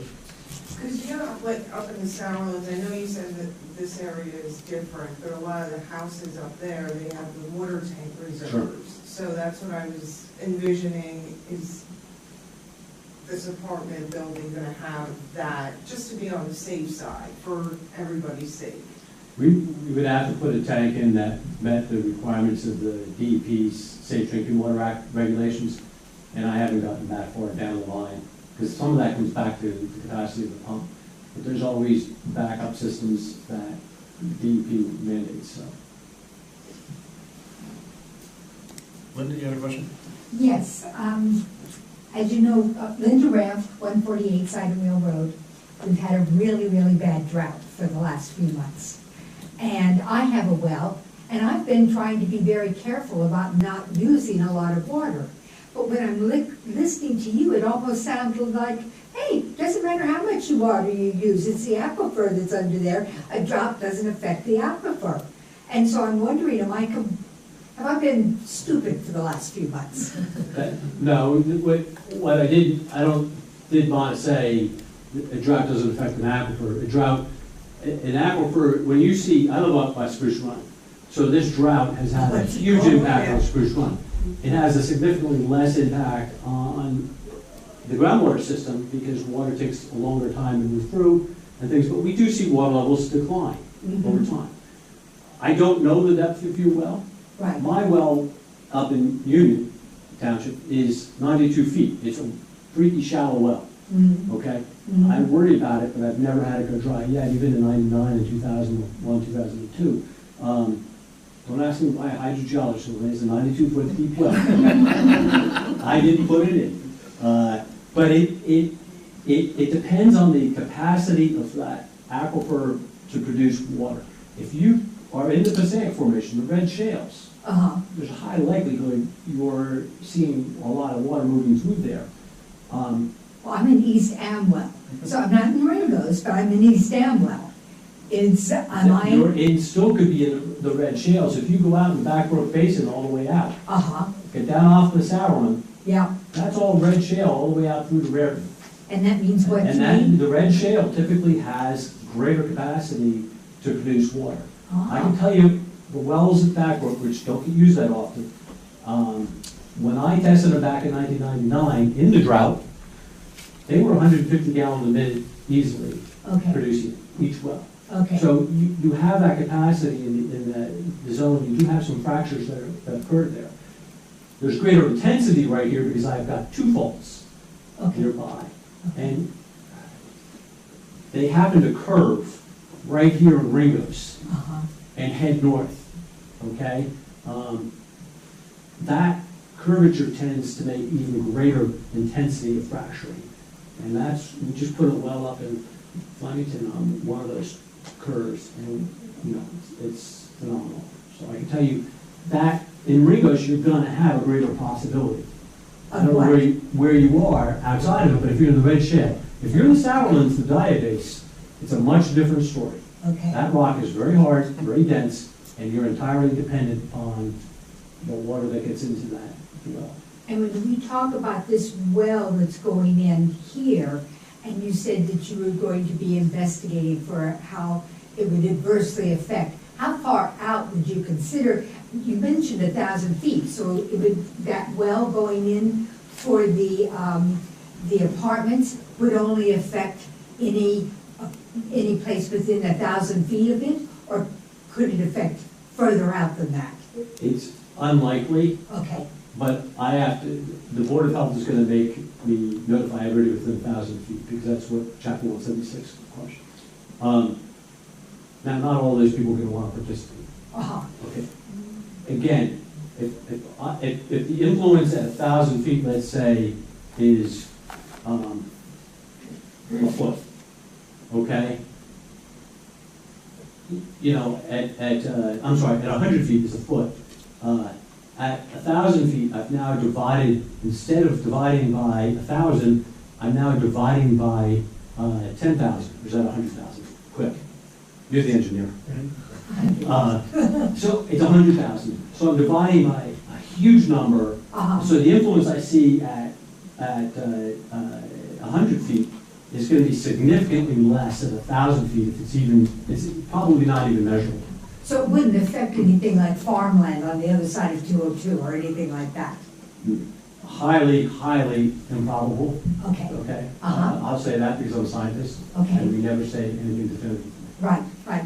But no, I was just trying to get a feeling, and I mean, you've made it sound like, hey, I don't have to worry about this at all. I'm, a few miles away from you. So I got my own set of problems. Everybody, if your well made it through 2001, 2002, you're probably in pretty good shape. This, as bad as this year was, it was nothing compared to those years.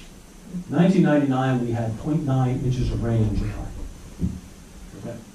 Thank you very much, sir. You've made me feel so much better, because I didn't move in until 2000, so I missed that. But thank you You very got much. the second one, though. Oh, okay. Yeah, we got the second one. You never even got over the impacts of the first one before the second one. Thank you. Anyone else from the public? Can I get a motion to close? So moved. Second. All in favor? Aye. Thank you, Mr. Mulhall. Thank you. I can call Eric, he can just give you those measurements very short. Oh, the building heights? Yeah. Kidding. Yes, it did. 2 minutes, yeah. Eric, up to Ray. On the bridge. Yes, me, sure. What's this knife sticking in my side?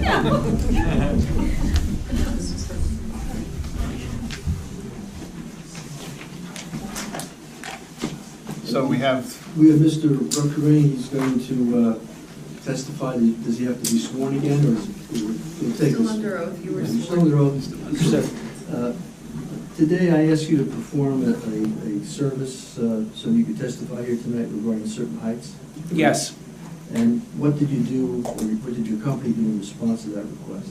So earlier today, we were asked to measure the heights of the buildings that adjoin this property and the buildings on site. So I spoke to the surveyor in the office, and he went out this afternoon and basically located the heights of the roof at the ridge line, not at the chimneys, but the ridge line of the post office building. And that building has, the roof actually, the post office section is the lowest, and then it steps as you go north, and it gets higher and higher. So he located the highest part of that building, which is actually going to be the area of the building closest to us. That ridge line was located, and then the ground around the building in that same vertical plane, he located that elevation. The similar process, or a similar process, was followed for the firehouse building, the building on site, and then the neighboring residence to the south of us. And based on the measurements, we've got, the post office building is, at the highest point, is 44.2 feet. The firehouse building, that's 31.5 feet. The house on site, that building height is 32.8 feet, and then the residence to the south of us, that building is 27.7 feet. Thank you, that's all I have. Great. Thank you. Thank you, sir. Any questions? No, that's, oh, sorry. Can you repeat the fire station height? 32 point, 31.5. 31.5. Okay, I just wanted to make sure I heard it down correctly. Thank you. Anybody questions? Pretty factual stuff. Thank you, sir. That's all we have for this evening, Mr. Chairman. Thank you, Mr. Lanza. So we're going to, Mr. Banish will be here for the next meeting. he's going to come back from vacation, huh?